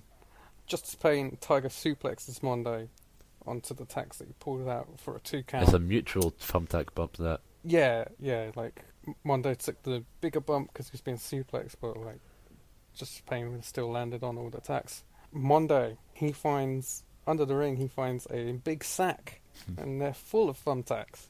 And at this point, I think the way to get thumbtacks to really mean something, because one of my favourite matches growing up was Cactus Jack versus Randy Orton, where Randy Orton takes that amazing tax bump where he misses the RKO and just lands from full height all the way down, and he sells it amazingly. Yeah, he does. Like just the peak of the man's career, and like that got me thinking like, oh yeah, I really like all this hardcore stuff. Matches with tax in them, they don't always have that effect because they're so frequently used, but I think bringing excess into the equation, where it's just like a ring full of fucking tacks rather than just like a puddle in the corner, it makes it special to me again. I was already enjoying the match, but I loved everything from this point forward. I really like two things about this second bag. One was that the bag itself was used as a weapon, because Nick Mondo gets this bag, this sack, and like, oh, what's in that bag? And Justice Pain thinks as well, because he decided to be a nosy little bitch, and like he comes over the top rope, and like Nick Mondo just doofs him with the sack, and he goes, "Oh!" And that was really funny. And then the sack is revealed to be thumbtacks, and this is revealed because Nick Mondo, over Justice Pain's prone body, he pours this shit out, and next thing he does is he go outside to dive onto Justice Pain, who has thumbtacks on his tummy, and it's a fucking crazy bump. I don't usually see that sort of style of thumbtack bump, so... Yeah, tacks all on Justice Pain's tummy, and he does a springboard leg drop. Yeah, the springboard leg drop. Number 2. Then he just throws the thumbtacks into Justice Pain's eyes. Yeah, and you see people in the crowd just flinching because like loads of fucking pins are coming towards them. Just propelling. It's really great. I love that recklessness. Then from this point, Eric becomes very partisan, doesn't he? Like there's an assault driver onto the thumbtacks, and Justice Pain kicks out, and like Eric's just like, damn it. Yeah, so there's lots of near falls at this point, and it just has more of an effect because the ring is just full up of thumbtacks, and every bump is a thumbtacks bump, rather than just one positioned towards the finish. Like, this is just going to keep going and keep going. It reminded me of did you see Masaya Takahashi against Ryuji Ito from early this year? No, well, I've only actually seen the preludes to that, actually. Okay, so you'll probably be watching that soon. I think it was considered, like, among a lot of people, like, the worst, or one of the worst Takahashi defenses, but it was actually my favourite. I can imagine people thinking that because they have it in their minds that Ito is very broken down, which he is, but, he uses it well, I think. Yeah, it didn't matter, though, at all. That's what I'm thinking. I can imagine that being really good. Yeah, that match kicked ass, and it reminded me of this, just the tax excess, because the gimmick of that Takahashi match was the 34,000 thumbtacks or some random ass number. Yes. So yeah, it was cool shit. I love that excess with the tax. It just really makes them feel special to me again. And yeah, completely. And the near falls are like crazy at this point. I can imagine even if there wasn't tax in the ring, like this would still be getting like a very vocal response from the crowd and be quite exciting to watch. But the tax just put it on another level, and it's really great. Justice Pain has this weird thing of like we've talked about this before where he is like attempting to play heel, but also in these actual matches he will often come off as like such a franchise player for CZW.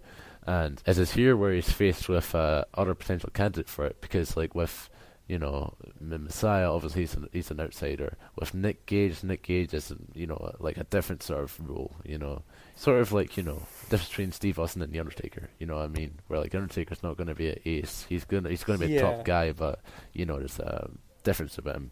Meanwhile, here this is a lot more like obviously it's not a like exact comparison by any means, but it's like Steve Austin versus The Rock. It's two guys who are similar.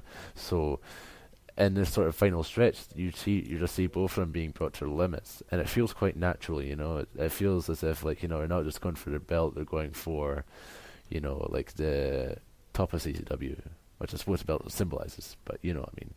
And so This definitely feels like the biggest match that we've watched in CZW so far, but also clearly the biggest like Justice Pain defense, as in like there's a real sense of like uncertainty and like anticipation. Like they want Mundo to win, and like really care about it.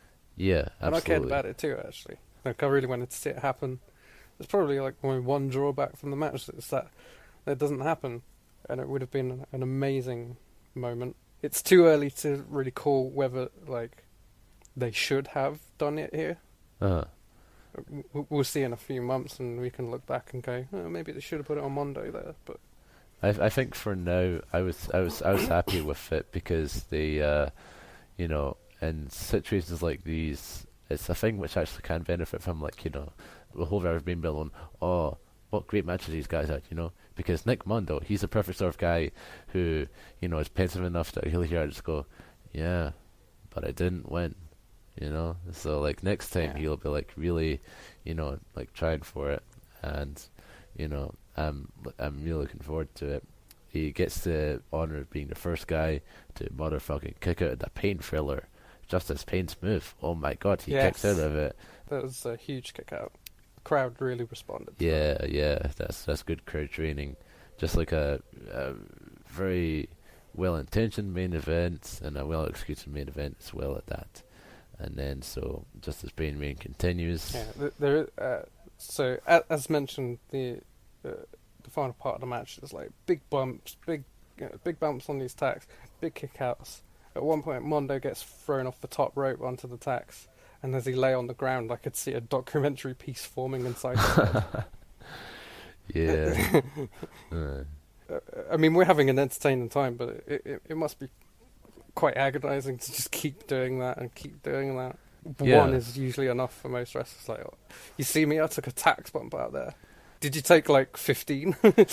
Yeah, it's interesting to think about because like as I say, I've been watching like more BGW recently, and obviously like people might say that BGW is quite a sterilized form of matches, but I think you see it in like Freedoms too, where where Freedoms obviously is a bit more wilder of it, where both of them they sort of have this levitated everything, don't they? Wherein, all these guys will just like torture each other. They'll just like cut each other up, carve one another's flesh. But at the end of it, it doesn't seem as if they're walking away from this being like, I've been traumatized today. Meanwhile, Nick Mondo, every fucking match he does, it's just tearing away at his soul, isn't it? Yeah, I can see it. Like, he's great at this. There's no doubt that he could hang with more or less anybody that you'd care to put him with. But you can sense that he's not long for this, just mentally. I'm just thinking, wow, after all this, it would be the worst thing ever, hypothetically, that is, if you were to, encounter a small child who idolized him and thus got into wrestling because of him and started beating up his own body because of it. Wow, that would be a real more dilemma for Nick Mondo, wouldn't it? Oof, good thing that's not happened. Yeah, when I heard about that story, like, we were talking about Rory Gulak, right? The current. Well, he's always been the brother of Drew Gulak. But that's where you'd know. You probably, if you follow the indies closely, you'll have seen him a few times. He was on Bloodsport. Recently. Yeah. I knew about him in that he used to dress like Nick Mondo when he was like 12 or some shit at these shows. I knew about that for years. I didn't know until like after I started the show that he actually fucking wrestles as Little Mondo. Yeah, it was crazy. Little Mondo, like the Muppet Babies or something. And that he had this moment. I might even like put it on some kind of compilation because it's really important. Like the main event of the 2013 Cage of Death. Yeah. Where Is it? Nick Mondo, he just fucking turns up and the crowd are like, what the fucking hell? It's Nick Mondo. Shit.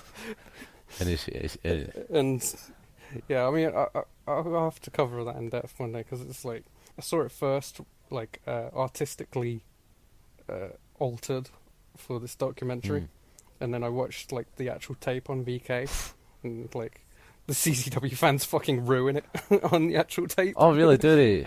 By like just heckling and shit. Yeah. So I'd love to go into that properly at some point.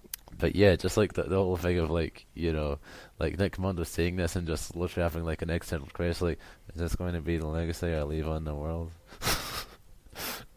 It's just fucked up. I mean, that would have fucked you up if you separated from deathmatch wrestling. And it's like, this is kid who was like, you knew he was a big fan, and he's just like, he's not only in the deathmatch wrestling game, but he's dressing up as you used to do. It's crazy. Yeah, I mean, I don't doubt it would be like something that mess you up. It's just like, it's crazy. Nick Mondo's story, it will not get better from here, but soon he will, be sad elsewhere without wrestling, and that'll seem better for him. Now he's the Lunatic Fringe's friend. The Lunatic Fringe's best friend. Friend of the Fringe. Excuse me, that's you using his WWE slave name. He's the international purveyor of violence.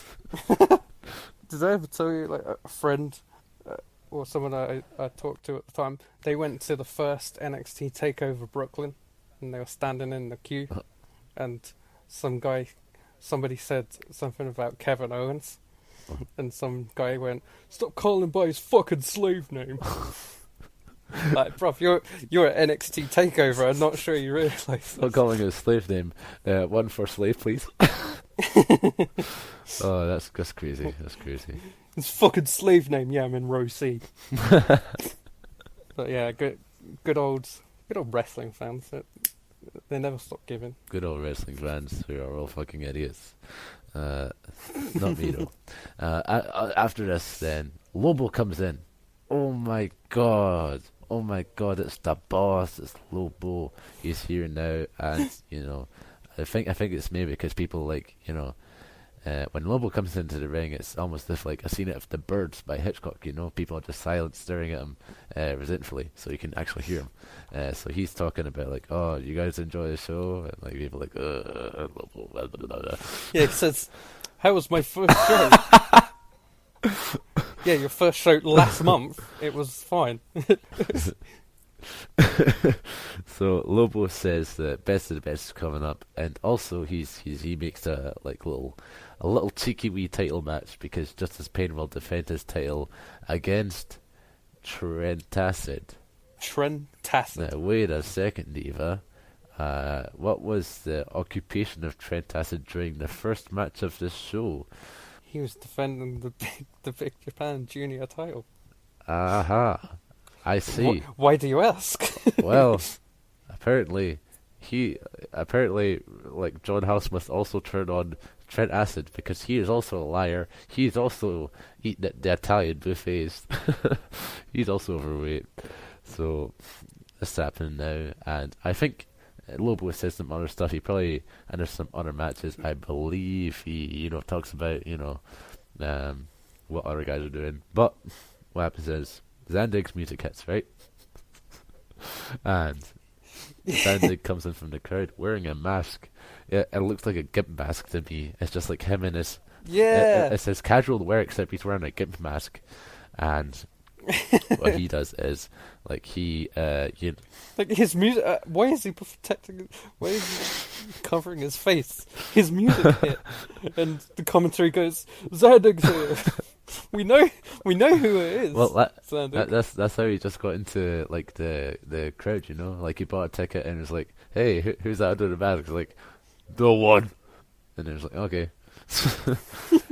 Midnight Outlaw-esque, but then he takes it. So yeah, he hits the ring in this weird red mask, and then it seems like almost instantaneously the fans just start hurling all their chairs in the ring. Yeah, ECW style. Zandig is that ECW. fucking. This is so crazy. Zandig just like I thought he was gonna go for one chair, but then just everyone starts throwing their chairs in.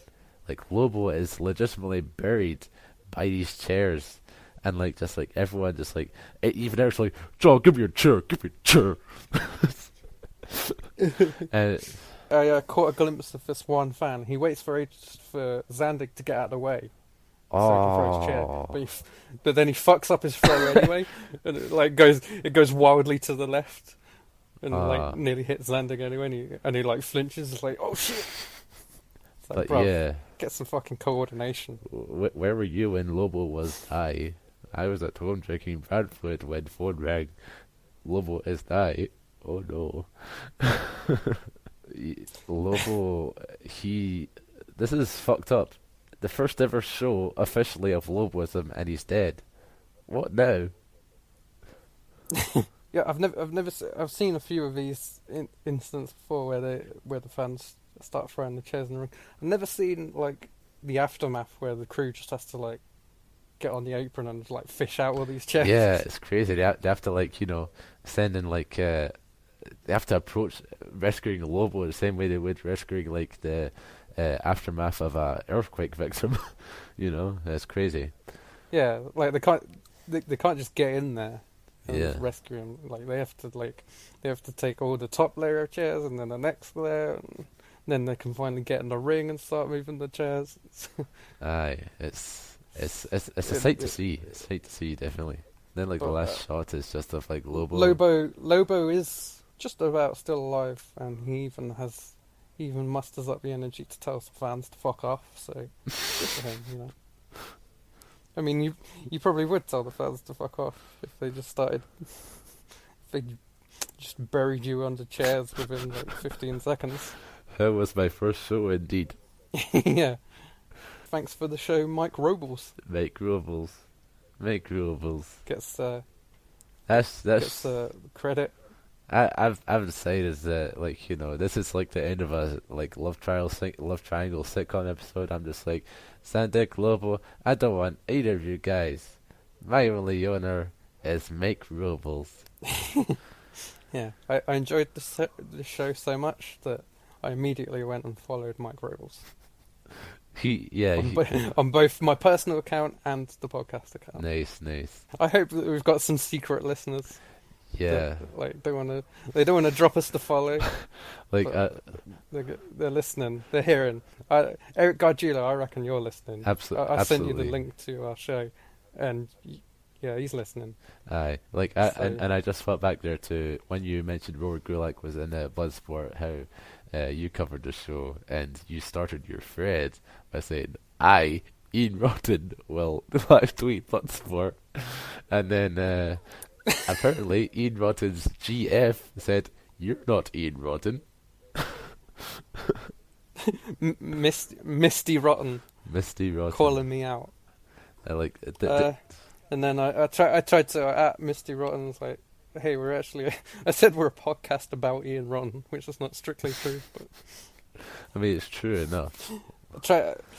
That was just like my instinct, like, oh wait, this is actually Ian Rotten's real girlfriend. Fuck. Yeah, like that. I'll ask her to get him on the show, but then I was thinking, like, wait, actually, Ian Rotten's like, I mean, we've interviewed Deej, but Ian Rotten's like a whole other level above that. Like, Ian Rotten is like DJ Hyde, except he seems like less nicer person, and also not nearly as suited to presenting himself in a business context.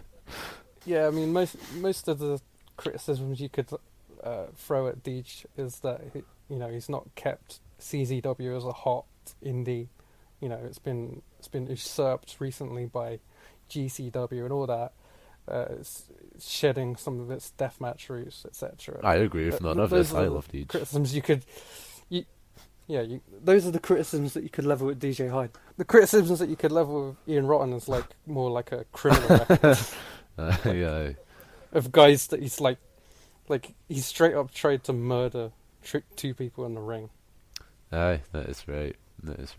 Oh man, and that's why It's Mike Levy, of course. The guy. There's another guy on Twitter called Michael Levy. Who, if I see him say something stupid, which is quite often, I'll just say that Ian Rotten should have hit him harder. And I'm sure he's confused every single time. But yeah, that's why like this podcast's in Ian Rotten's memory, because we love our Meth Lab battle artists. We stand this woke king. We enjoy all his principles and agree with every single one of them. I too would attempt to murder someone if I felt they wronged me.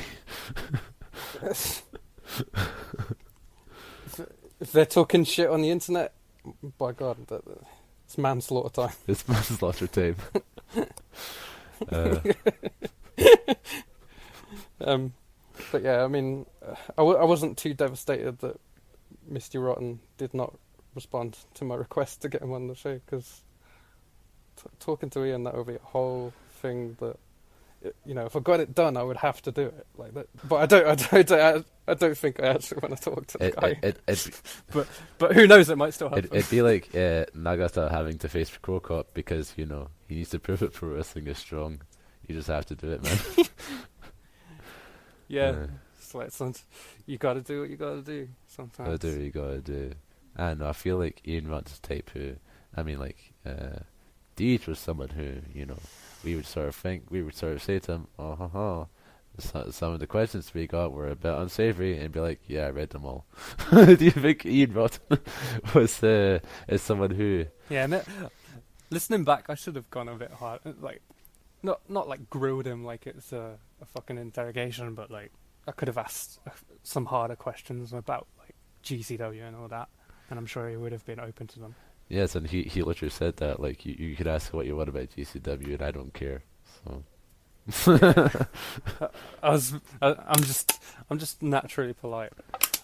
You might, if you follow me on Twitter, you probably don't get that impression, but I am really polite. Aye. Like, it's funny because I've never actually interviewed someone in a context where I would say, I am fulfilling the essential role of a journalist, wherein I am fucking like, getting the truth out there. It's always just stuff like, oh, yeah, this art exhibition, who was the guy that you're fucking painted this shit, all stuff like that. So I suppose I'm not very too suited to, getting the truth out either. But I know it's pro wrestling, it's just pro wrestling. But yeah, I think Ian Rotten interview, I don't know. Maybe.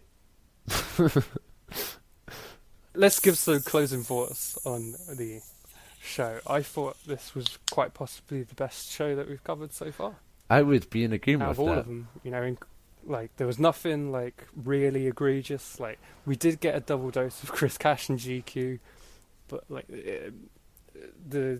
I'd say the Jay Briscoe Ruckus match did suck, but it wasn't on the level of sucking which their last 2 matches against each other were Um, on.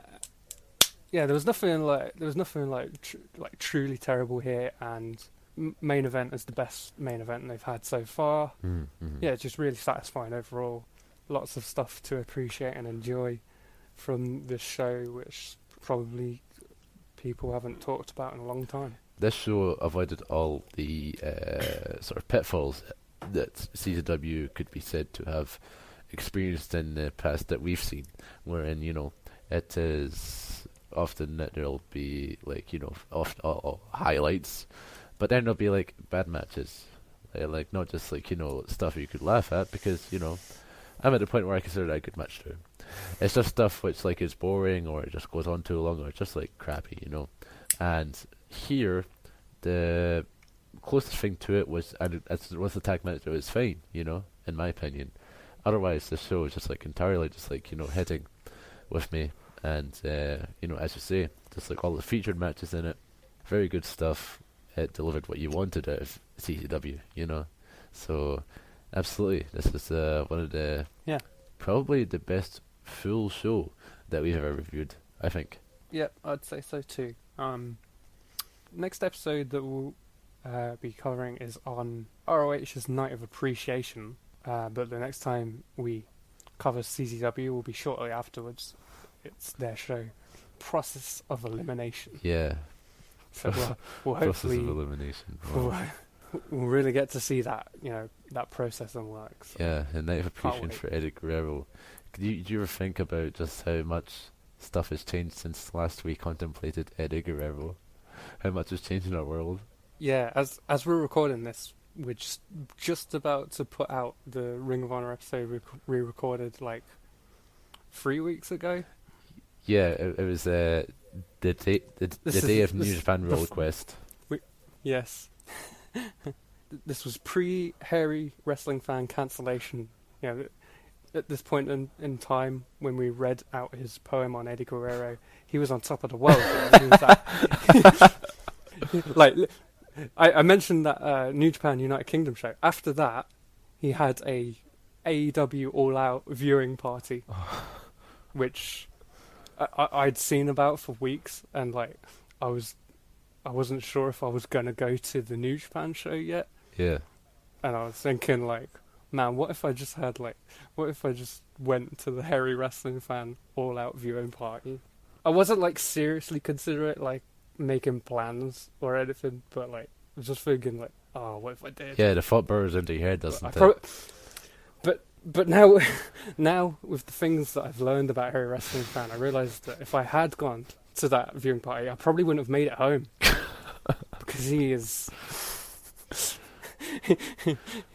He's someone to look out for. He's a danger.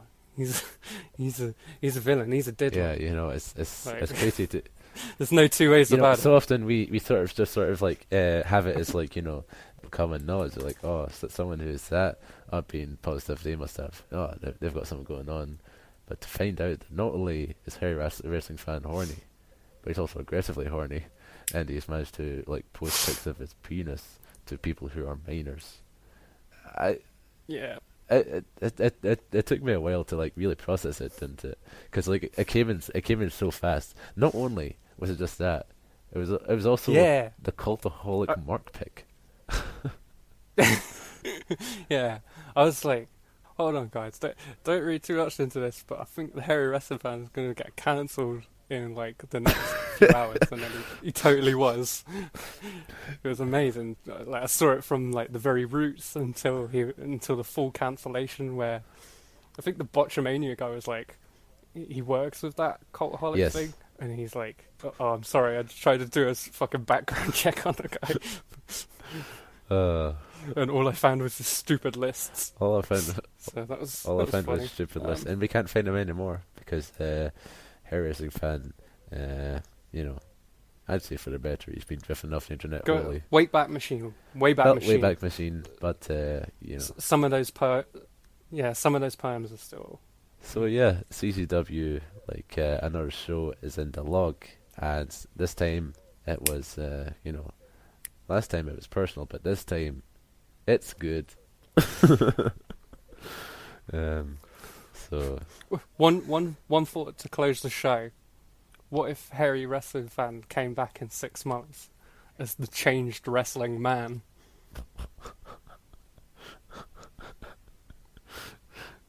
the Yeah. what?